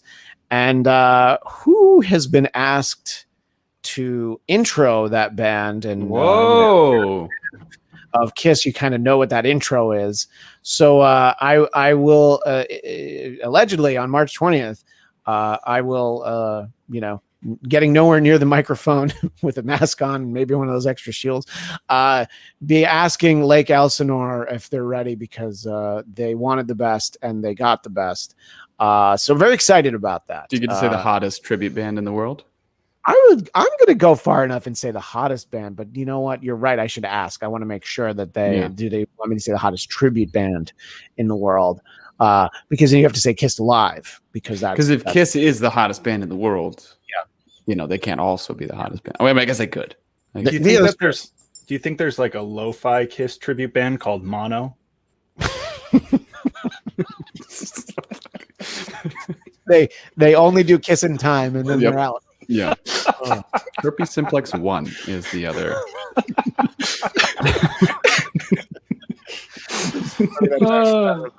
Is how great is it's such a small part, but and maybe not everybody's seen it, but how great is Damon Wayans in the first Beverly Hills Cop when Eddie Murphy comes in and he like wants to talk to this guy who's like the villain of the movie, and he does a voice that would now get him canceled, a very femme voice, but and Damon Wayans just has like, go ahead, you just take the bananas, and it's funny enough that it stuck with me, but he's actually saying like, yeah, why don't you go and tell him that I've got herpes simplex 10 because pieces might start falling off of him, and he's like, you just go ahead and tell him, and then the you take the bananas is sort of a tag on it. That's a go ahead. Coltrane. I mean, I don't want to step on it because it's the Bladtcast, but I would point out that the scene you're referring to was when he got the bananas to stick in the tailpipe. We're not going to fall for any bananas in the tailpipe. The scene that you're referring to was I feel like I'm allowed to do Eddie Murphy's white voice. I think I can do. We're not going to fall for the bananas in the tailpipe. But yeah, that works. Oh wait, wasn't that the other cop? I think I just did a voice that I will get canceled for doing because that's not Judge Reinhold. That doesn't sound like Judge Reinhold. What is wrong with me? But yeah, you're right. But there was his partner.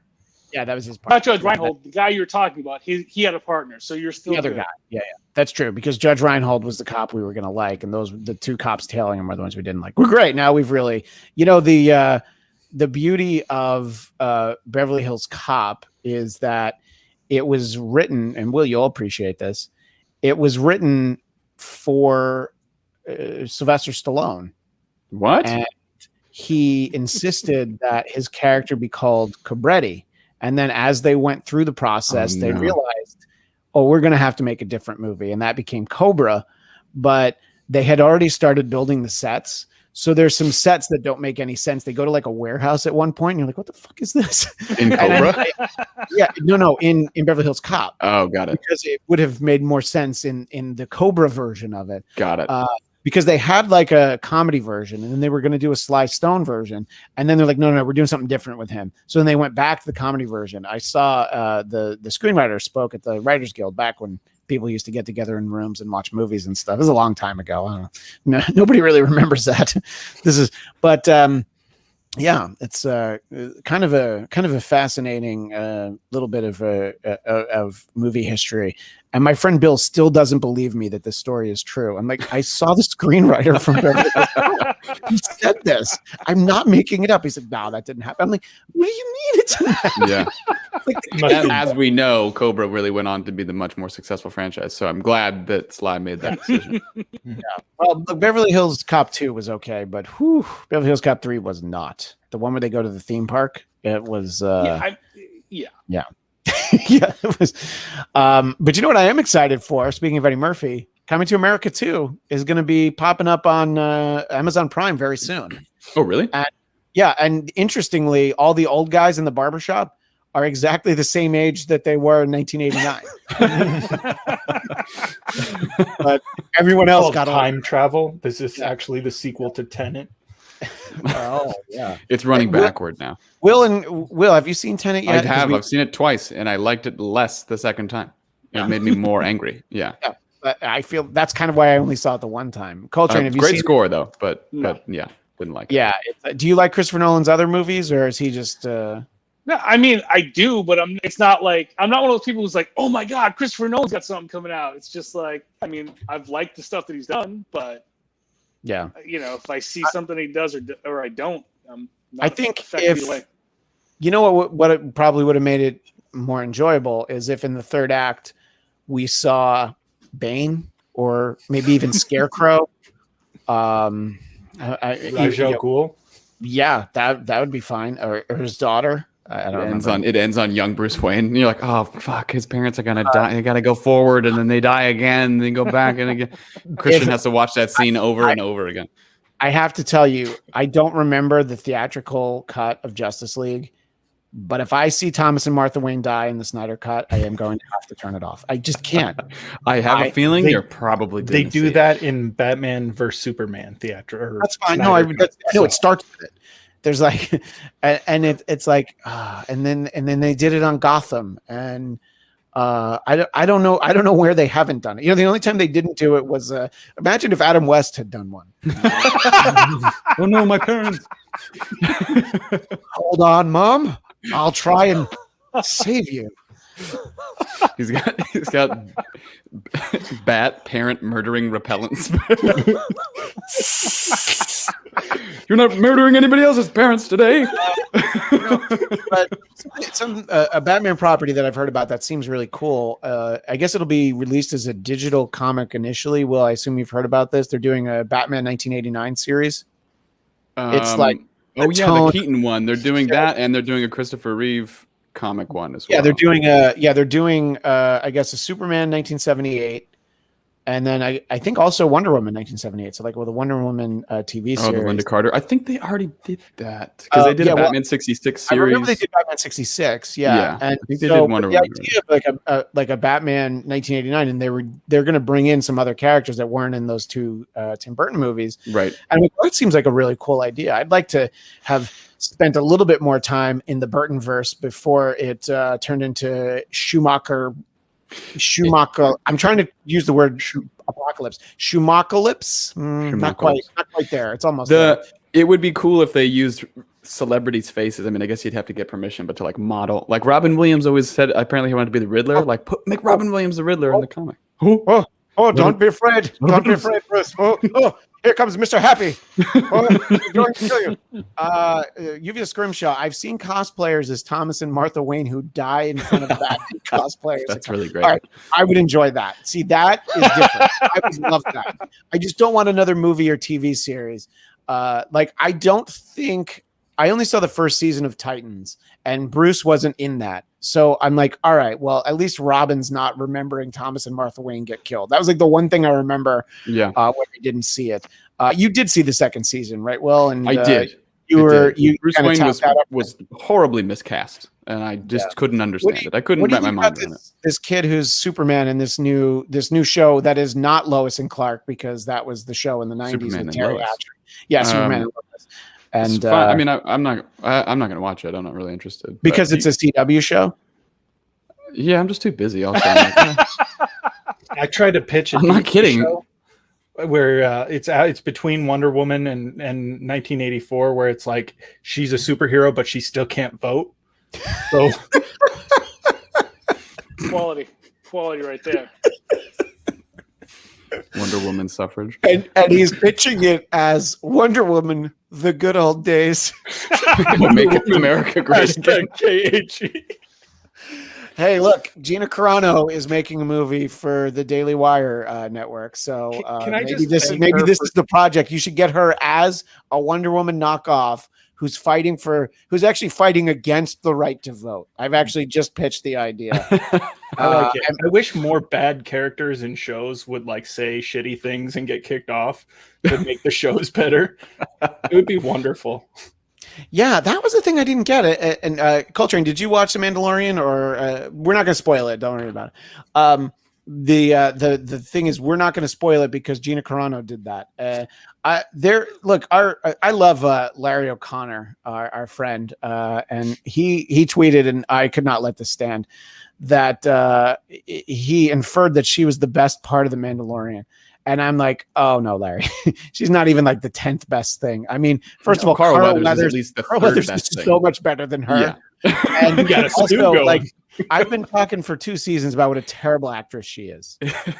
Not good. Good fighter, fun to watch her fight people. That's fine. Yeah, but that's it. Yeah, you can just be a stunt double for that. It's true. Yeah. But and look, I think my impression on that is she said some stuff on social media, and they probably said, you should probably stop talking about stuff on social media. And then she said more dumb stuff, and they're like, okay, yeah, so you're not even under contract to us. We're just not going to sign you to a new one, And I don't know. I mean, look, people feel like sometimes they need to take a stand, but sometimes don't you want a paycheck? You know, it's like you take your stand in a couple of years. You know, what do I know though? But Farad Muhammad asked a great question. Can you put it up there? Because I have a good answer. Honestly, so the Daily, question is the Daily Wire Studios logo animation. What would that look like? And I am picturing like the Marvels, like dun dun dun dun dun dun, dun, you know, but it's like all the DAILY, and it's just like Trump trying to lift weights but not able to do it because he has no body strength, and then just shots of him eating hamburgers, and then falling down ramps. Falling, slipping, falling. Go like this a lot. That's the last thing. It's like the Daily Wire. It's great. It's okay. The ballpark. That's what I'm picking. And then Gina Carano at the end, tackling. We know some friends who are graphic illustrators, but I don't know anybody who does animation. But I would love to see that animation. Absolutely. How about the title comes spinning out of a golden toilet? The Daily Wire Studios. Raging Rhino, who I believe saw the theatrical cut of Justice League 7 times in the theater, said Titans is a huge disappointment. So that tells me that it must not have lived up to his expectations. Don't love it. Cool costume designs. That's about it. I thought Starfire looked really cool. I think the problem with Raven is that I always thought that character was older, but I don't know that much about it. To be honest, she's right age. She's in the Teen Titans. She's a teen. Yeah. But there's teen, you know, there's well, and then the Titans is when they're a little older. Yeah. They're just the Titans. Then they're the Titans. They live in the Titans Tower. Yeah. I know. See, I know my stuff. Doom Patrol is the best of the DC Universe shows. I like the episode of Titans that introduced them, but I still haven't seen Doom Patrol. Did you enjoy that, Will? I didn't finish I think there's 2 seasons now. I only saw like half of season 1. I liked it, but it wasn't enough, obviously, for me to be like, oh God, I got to finish this. So I kind of. Here's Sam Whitfield to rain on your parade. Shapiro hates Trump, so no, Will. But for whatever the Trump network or something, you know, whatever the next step is for him, that animation I think could work. By the way, you could do that animation for Mitch McConnell, Ted Cruz, aka Cancun Ted.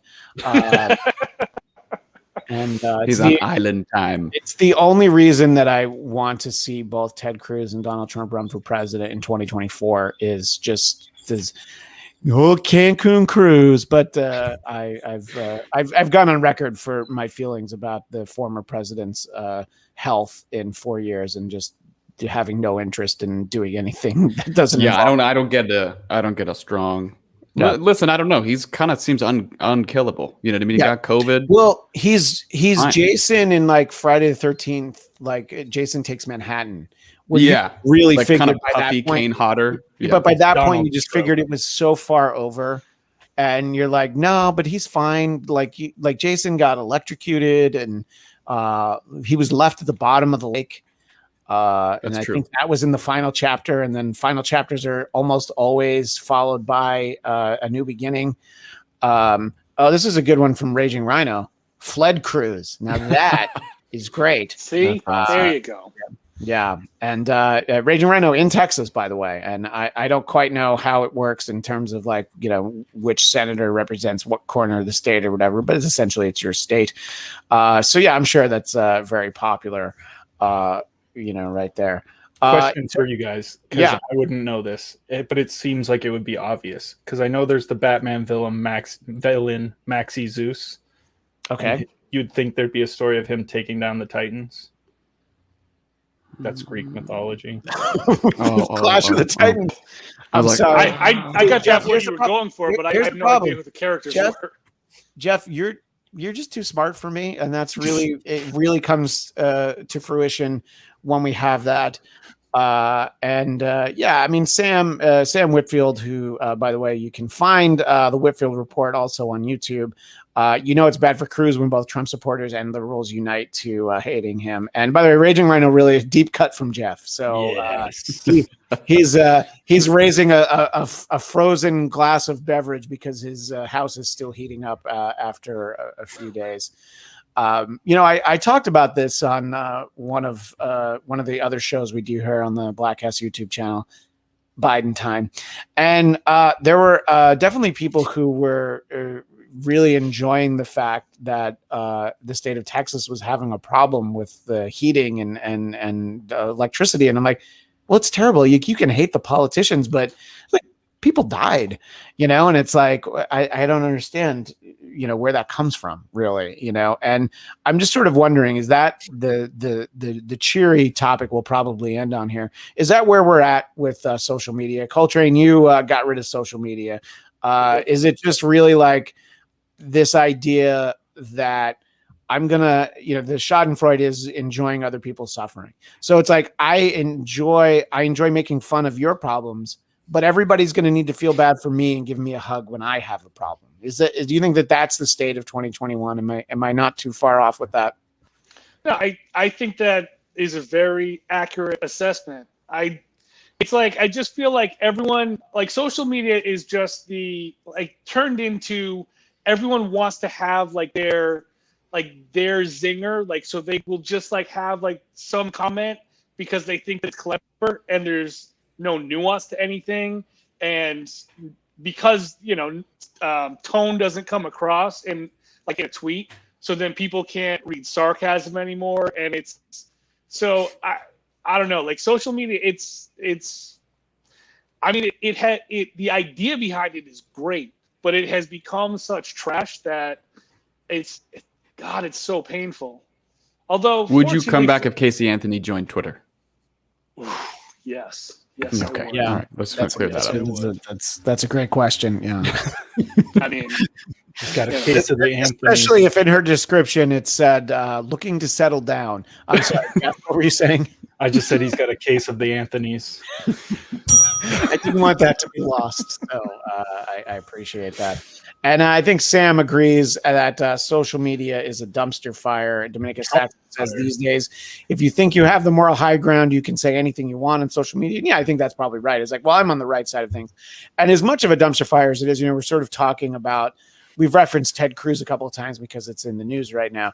But there was the great meme of Chris Christie and his wife at the beach, which is an older image when the beaches in New Jersey were closed, but he and his wife were able to go. And his excuse when asked about it was, well, I'm the governor, I can do what I want. Was Ted Cruz dragging his little luggage, his little rolly bag luggage on the beach and catching up with Chris Christie. And I'm like, see, that's when I love social media. I'm like, listen, there's some great social media, as much as it's like, it's terrible, it's a dumpster fire. There's some fucking funny people out there. Yeah. So I think the only thing better than going to Cancun is if he had made a trip to Paris. the Paris Accords. Yeah, after all the shit he talked. Twitter is celebrities telling you you're the worst, and Facebook is friends and family telling you the worst. And that's some comedian whose name I forgot. And it's probably Dennis Miller. Coltrane is going to move to Florida and join Casey Anthony's private investigation.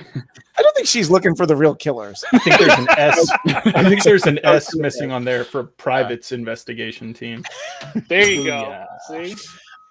Jeff, you're not a tremendous fan of social media. I think you just use it sparingly, and it's very erratic though. You're definitely like a junior high girl struggling with an eating disorder. We don't hear from you for a long time, and then all of a sudden you purged 15 tweets in the course of a day. It's true. Honestly, it's like, I know I'm probably just a cliche for watching a documentary and then changing habits, but it's like I watched that whatever it was, the social disorder, whatever the thing. Social dilemma, yeah. Dilemma, yeah. And it's just like it made things that I already felt like it just made it obvious. I already felt like, why am I watching another video? I have shit to do. This is awful. I don't even like this. It makes me angry. It makes me mad. And that's what makes me want to keep watching. And when you watch a video of the people who programmed it being like, yeah, we programmed it to do that to you, you go, yeah, fuck this. And I deleted it and I feel better. I feel less crazy every day because I don't get worked up into other people's crazy. No, I can definitely relate to that. And I think the idea of deleting it from your phone is the comedian Jim Norton has talked about, he doesn't have it on his phone anymore, but he has it on his computer. So if he wants to tweet something out and promote something, he still can. Talking about things that are infuriating that it's good to get out of your life. I'd like to welcome to the Bladtcast Bladtcast, our friend Zia Anderson, who has a green screen but nothing on the screen, but that's not actually her fault. It's because of the program that we use. It's so stupid. Coltrane, I believe you and Zia have never met. This would be the first time. Coltrane is on the Mount Rushmore of the Bladtcast. He was here when it started, and he'll be here when they're throwing dirt on us. Coltrane helped build the barn with us. We all built that barn together. We built that barn. Pushed Dennis's old car into that barn. And Zia is a tremendous individual, but also she appears to be a much better person on social media and the internet and YouTube, because you're on all kinds of shows. I mentioned Jim Norton a second ago. Let's just say his good friend Chip Chipperson. And what do you say about Chip Chipperson, Jeff DeRay? Not a real person. Stop talking about fake people who don't exist. Zia is on that show regularly now, and it's very funny because Zia doesn't try to be anything other than who she is, and who she is just a big old pile of burning trash, and that works really well. Yeah, that's why people like me on the show. I keep wondering, I'm like, why does everyone like me? And I'm like, oh, because you're a trash person and they're trash people. And people who are going to subscribe to the Chip Chipperson podcast are also trash people, which is probably why we always got along so well. Yes, we're also not real people. You're right, Jeff. So you're on that all the time. And it is very funny. Chip said that you're not yesterday's tomatoes, you're tomorrow's tomatoes. But was it Anthony who coined the new name that I want to call you right now? Anthony Cumia of Opie and Anthony? I don't know. Was Zia next Tuesday led to... Zunt? No. That was all me in my chat. That was in your chat. Yeah. That was all. I was asking for names for what we were going to call the Tuesday segment, which is where I let subscribers, people who actually sub to the channel, are allowed to submit videos that they want us to watch. It has to be on YouTube because Twitch is super strict. You can't have anything... No nudity at all. Not even accidental nudity will get you banned. And anything too violent. So you have to be super careful. Obviously nothing racist, nothing like that. So we have our friend who was on the show earlier is not interested now. Our friend won't be on. Zia, this is a really important question from you to Scrimshaw. Final yay or nay on Jeff's Zia photo shoot. And I just thought about that yesterday. We never did it. We never did it. It's not my fault. No, it's definitely not your fault.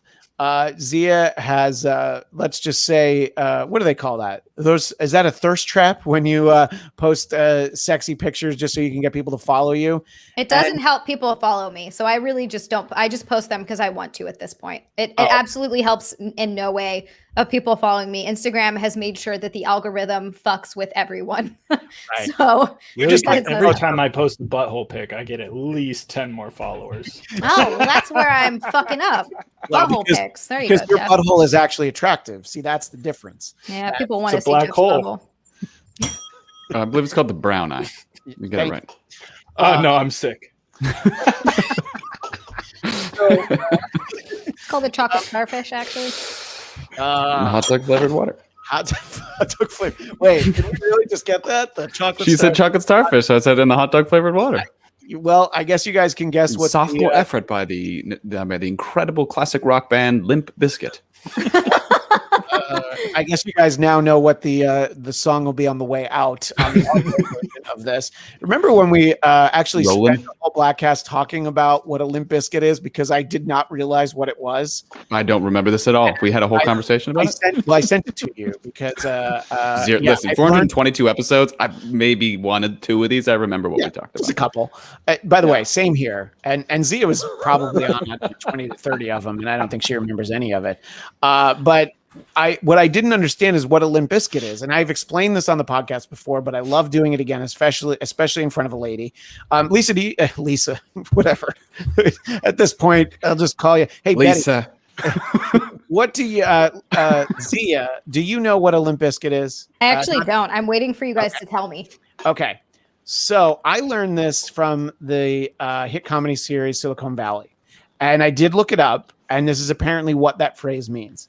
So it is a fraternity thing, and Coltrane, you know what this is, right? I feel like you and I must have talked about what a Limp Bizkit is, and that's why. I mean, I don't remember talking to you about it, but I do know what it is. Yeah. Yeah. I just want to say it's clearly a British thing because they call a cracker a biscuit. Yeah, that would actually make sense. You got a limp biscuit, mate? Is your biscuit limp?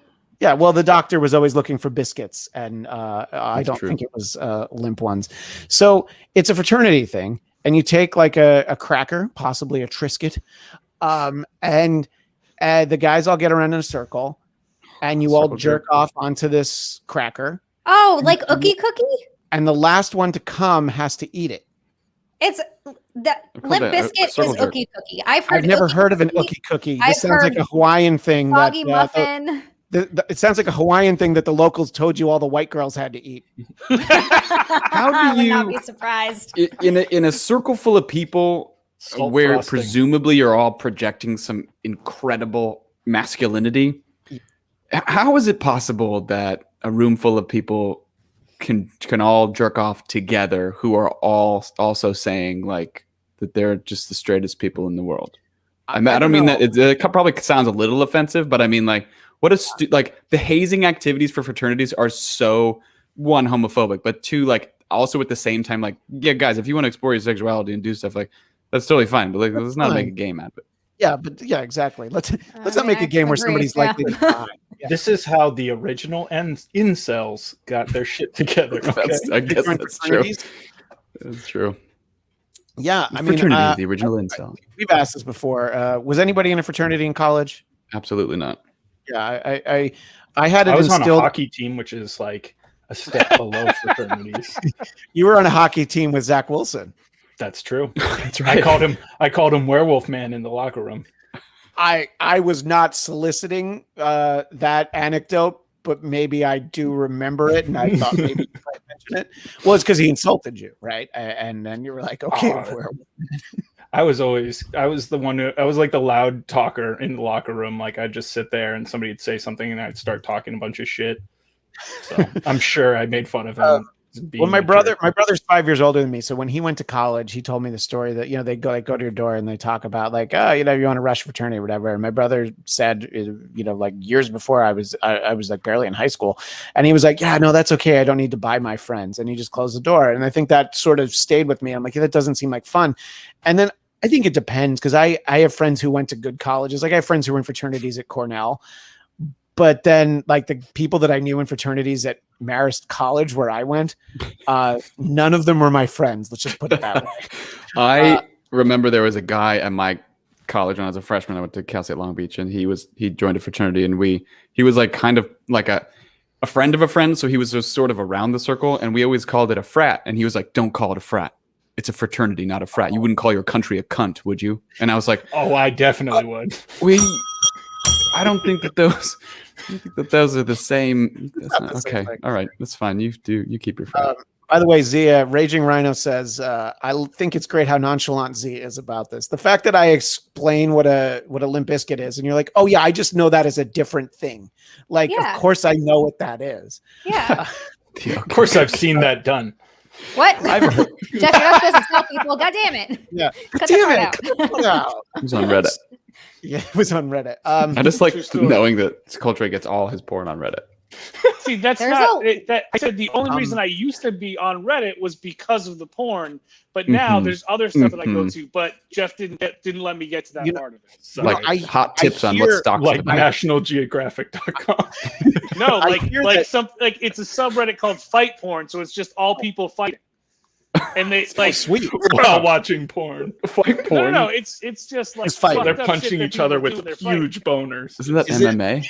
Is it as good as bum fights? It's like videos that they used to sell. You guys remember the bum fights videos? I do remember bum fights. They would just like give people like money that. to fight. When you think about it, super fucked up. When you're younger, I was just like, this is crazy. And then as I got older, I was like, oh Jesus, they're just making homeless people fight. Yeah, but at the same time, you were like, God damn it! Why didn't anybody never give me money for bum fights? Also true, I would do it. Yeah. What I like about sort of what Zia talking about, we were talking about sort of just you being not pretending to be somebody you're not. You were telling a story on I guess it's the most recent Chip Chipperson, Not a Real Person podcast about this guy who I guess hitchhiked to give you Valentine. And then he like told your friend that he was just being nice to you on Valentine's Day because he wanted to have sex with you. Yeah. What? This is all true, right? What? You picked up a hitchhiker? So no, just this. I love that Will got that I picked up a hitchhiker out of that. He was like, I have no idea what any of this means. So a guy liked her. This is when she was in high school? No, he was like my actual boyfriend. Oh, okay. High school, I was like 14 or 15. Yeah. And at 14 or 15, you weren't quite yet married for a week yet. That was a couple years later, right? No, that was I was like 17 then. Yeah. Has that come up on Chip, by the way, that you were married for a week? Because that's what. That and your grandma are my two favorite things about you. Your grandma who called you junior slut, and then the fact that you were literally married for a week. Yeah, I'm gonna write to Jim just to make sure that he knows to include that in the notes. By the way, my favorite movie theater candy, Junior Sluts. That's best one. Yeah, box of them. Put them in the freezer. Oh my god, delicious. Definitely the movie theaters that I want to go to have the junior sluts in the lobby. But isn't that Epstein's Island? He did not kill himself, by the way. I just think it's important to go on record anytime he comes up. It's sort of the opposite of a disclaimer. Like when anybody mentions election tampering on Newsmax and they have to read this disclaimer. When somebody mentions Jeffrey Epstein, you have to point out who did not kill himself. So you also have to say allegedly about things, right? Don't we now have to say allegedly about things? Allegedly. Yeah. So Zia, by the way, I kind of have to go in like a minute because okay, that's fine. I gotta go to work, and I didn't expect us to be here for 2 hours. I thought it was going to be an hour and a half, in all honesty, and then Zia showed up. I know she has another show to do, but I can still talk to Coltrane. No, I'll let that time. I'll let everybody go. It's fine. But Dominican, you don't have to. I just have to leave. No, Will has to leave. So we'll let you leave first, and we'll go around and let everybody leave. Will, if people want to keep in touch with you and see some very tasteful photographs of you, social media is great. Just post naked pictures of yourself. My favorite is still. I'm so sorry. I just want to jump in really quick. My favorite is still when Amy hadn't seen Jeff's naked photos. I mean, not Jeff. I'm sorry, Will's naked photos on Instagram. Yeah. So I showed her, and she went, "Oh my goodness!" Yeah. Put the phone down really quick. Passing my naked photos around. Was very taken aback. It was amazing. Amy's adorable. She's just very sweet and gentle, and too sweet for this show. Yes. She didn't belong. That's why. One of my favorite Halloween memories was when I dressed up as Patrick Bateman from American Psycho, who was pretty much naked except for sneakers and a chainsaw. Nice. I was wearing underwear, but then it covered the rest of my body in fake blood, and I burst into my buddy's house and ran around screaming with the chainsaw. And there were two sister missionaries there from the Mormon church because my buddy's Mormon. They'd never seen a naked male body ever before. It wasn't full frontal, but they saw as much man as they had ever seen in their entire lives. Oh, and they realized at that moment it was covered in blood. At that point, they realized they had made the right choice. Yep. You weren't wearing your special underwear. Take damage.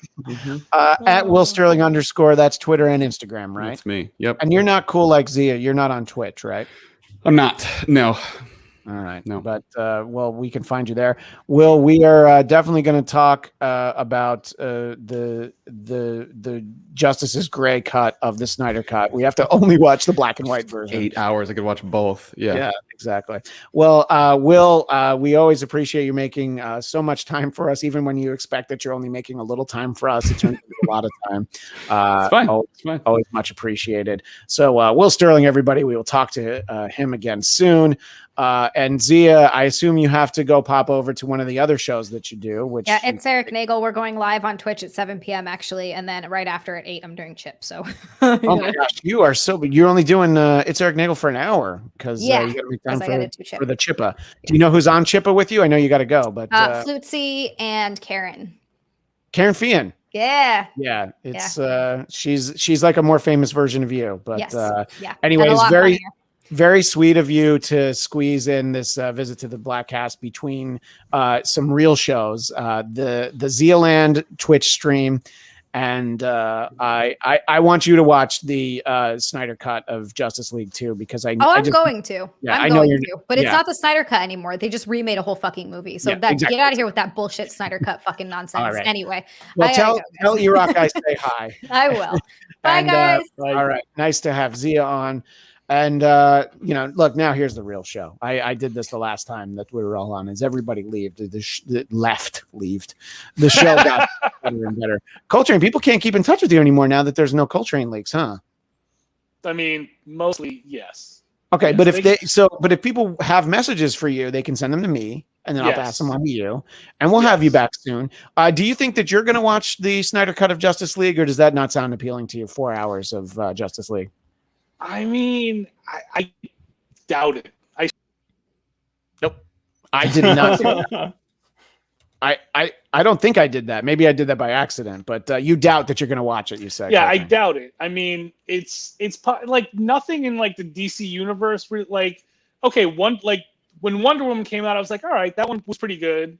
And then it just like none of the other movies like seemed very appealing. Like with the Marvel movies, like even the individual character movies like actually seemed pretty good. So like I kind of like them, but I don't know. There's just something about like the way that DC tried to build a universe that I just kind of didn't find entertaining. So it's unlikely that I will see it. Did you like the first Wonder Woman, or was the problem from the beginning when they decided that she had to be Wonder Woman and not Wonder Man? Jokes that I can't make when Will's on. True. Yeah. I thought that one was good. And I thought Aquaman was at least all right. A little laughable dialogue. Jeff's girlfriend laughed out loud a couple times. We went with Will, and Natasha laughed at it at somebody. He's like, "It's not funny." But it was funny. Yeah, I didn't see that one. It just, it was Aquaman. And they tried to make it cooler, but I mean. No, look, the only Aquaman we need to see is the one with Vinny Chase from Entourage. And speaking of which, Dominicus Saxon assumed that Will needed to duck out for the Wiltourage, which I'm going to be honest, it's taken a long time for the Wiltourage. I'm trying to keep the faith, but he's got as much chance of actual Adrian Grenier of becoming a movie star.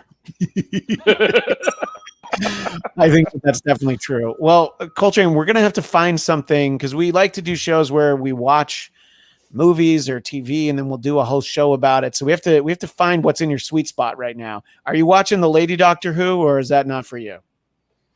No, they like I watched the first one when she came, like the woman who fell or something. Yeah. And like the teeth monster was just kind of dumb. Yeah. So they did not, in my opinion, like they had an actress that I was interested in seeing play the Doctor, and the stories that they came up with, and the fact they had 100 companions was just like, no. Yeah, I think that she's had 22 episodes, and I'd say 5 of them are good, 2 or 3 of them are okay, and then the rest are just like. Okay, we get it. Like, you don't need to preach to us. We understood that we're destroying our environment on Earth. You don't need to hit us over the head with it. Like, we get it. If we're watching this show, we're probably actively, working against that. We're trying to recycle at least. So it's but it was always a preachy show. So I figured that was. But I feel, but it's just like I feel like there were, and I think about this a lot in most of like current like television and movies and stuff. Like there were ways to make movies and TV shows that taught you shit, but didn't beat you over the head with it. I mean, Star Trek was like perfect for that. Like they would talk about real issues, but they would talk about them like in regards to aliens and stuff. But they didn't make it seem like they were just like, "Hey, you're bad because you think this." They were just you're bad like because this side of your face is black and this side of your face is white. And on me, this side of my face is black and this side is white. And I think that when it comes to the new Doctor Who, that Captain Planet was a lot more subtle in its message. Captain Planet and the Planeteers, of course, is what I'm speaking of. Gone are the days Captain of educational films like Birth of a Nation. Which one? Also, there have been several now. several births of a nation. But also on the movie club of a past guest earlier in this episode, which was like an hour and 45 minutes ago at this point. Anyway, well, Coltrane, we always enjoy having you on. There's so much to talk to you about. We're gonna find. I don't know what it is. I don't know if it's Black Widow. I don't know if it's Shang-Chi, Master of Kung Fu. There'll be the new James Bond movie. I don't know. There'll be the new James Bond movie, like, if it ever comes out. It's been hunted like years. I'm sure into we'll the find future. something. Like there will be something that'll be coming out that'll be good. I'm sure. No. I think maybe. Well, if you want to get in touch with Coltrane, don't. Just send me a message and I'll forward it to him. We appreciate you being with us for the whole show. You were on this show longer than Will was. So true story. That's going to be reflected in your grade at the end of the semester. So we appreciate that. We will talk to you soon. Thank you to our friend Coltrane, Jeff DeRay.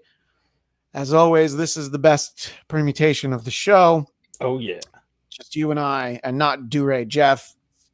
People can follow you at Jeff DeRay if they want to, but you usually kind of discourage it. I mean, if people want to follow me, if people engage with me, I think I'm a lot more apt to respond to you these days than I have been at any time previous. No, that's fair. UV Scrimshaw wants to know if anybody's looking forward to Dune. Honestly, yes. Not really, because I think I was too young when I saw the old one. But have you like read those books, or do you just like the story? I'm most of the way through the second book. So I read the book more recently when I thought the movie was coming out in December. I was like, right, sure. Well, I've never seen the old Lynch movie because I know he even hates it, and it's supposed to be like not even close to what the book is. So I read the book because I was like, all right. And I really enjoyed it. It's fascinating. It's really good. And I can see from the trailer that it looks like it could be a really good movie. But I also know for a fact that these days they're so much better at making trailers than they are movies, right? Like every trailer looks like the best movie ever for the worst movie ever. So we'll see. Yeah, well, that's true. Yeah, there's not a lot to be excited about because studios don't know like what they can do with their movies. You know, they're like, oh, are we putting it out in the theater? Are we going to sell it to streaming? Are we going to do both? And we don't know. Oh no, Dominicus Saxon with some advice for you. He says, Jeff, stop reading now. It doesn't get any better. So anyway, well, and you're caught up on WandaVision. I'm gonna maybe steer clear of the spoilers. All caught up. I'm really enjoying that show. I mean, and like I said before, it's like the biggest criticism I'd have is that I wish I could watch like 2 episodes at a time, just to, because I feel like that would get me more of the change in episodes. Like you can tell more of the style change when you watch them back to back, but at the same time, it's like nobody needs to release their content specifically for my especially subscription-based content where they want you to be subscribed for 9 weeks so that you have to, and I don't know, it like builds the excitement in a different way because you're talking about it. And I do a whole show Fridays on the Bladtcast YouTube channel. Thank you.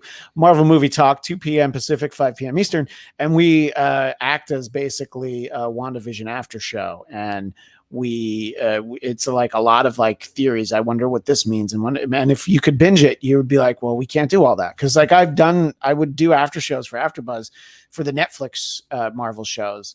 And it's just like, so I watched 4 of them and we'll talk about those. And then tomorrow I'll have watched 4 more and I'll, so I think the pacing works in that way, but I said this for the Mandalorian. I agree for WandaVision. Anybody who finds it in a way where it's already done and they can just watch all of it at once, like somebody that's going to sit down and watch both seasons of The Mandalorian, I'm like, oh, I wish that was my experience for like how to get it. But then I would be the come down from like, oh no, I've watched all 16 episodes and now I have to wait like a year for more. And Gina Carano, who's the best part of it, won't be on anymore. So it's Cara Dune. Kara Frank Herbert's Dune. Well, Jeff, I appreciate you making yourself available for so much time and also your expert consultation leading up to Bladtcast 420. I think I've got 19 more of those blueberries. I at some point, maybe I'll just eat them all and I'll call you. You just pull the label off and then one day you'll get a treat like Will that one time when he came to the party. That's still great. It's just like, wait, which plate of brownies did you eat? Oh, that was the special plate.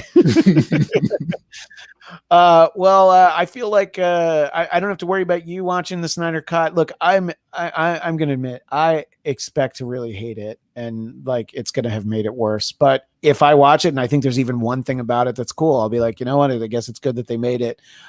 Jared Leto Joker. I don't know who's asking for that, so I'm excited to talk about that. Probably in about a month or so, I guess, is when we'll get to it.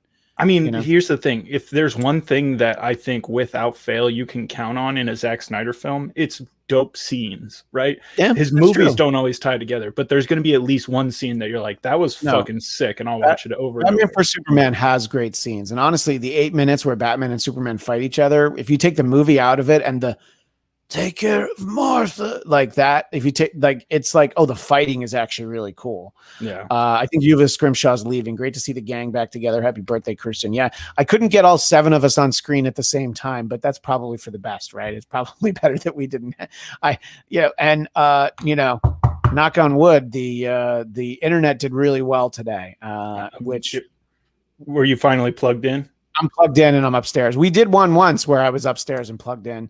It's just when we do it on the weekend, the kids are home. I can't, I'm also like 2 hours and 8 minutes into the show now. So I really can't do that. And by the way, who's still listening? There's 4 people watching live. Who's listening to the audio version? I hope everybody enjoys it. I hope that people have fun. Dominicus Saxon won't need to listen because he stuck through to the end. It was a really fun episode. So glad I avoided a conference call for this. Raging Rhino wishes me a happy belated birthday. Thanks to everybody who was in the chat. Thanks to all of our guests. Will Sterling, who's not really a guest. Coltrane, I guess, who's not really a guest. Also, Jeff DeRay, Liev Bujensky, Lindsay Floyd, Zia Anderson. I can't believe it's a cast of dozens. No, it's a cast of 8. But it's like twice a regular. Excellent 8. The excellent 8, yes. We will definitely talk again soon, and I appreciate you not having anything better to do for this time. Will had something better to do as of 11 minutes ago, so I appreciate you having at least 12 more free minutes than he does.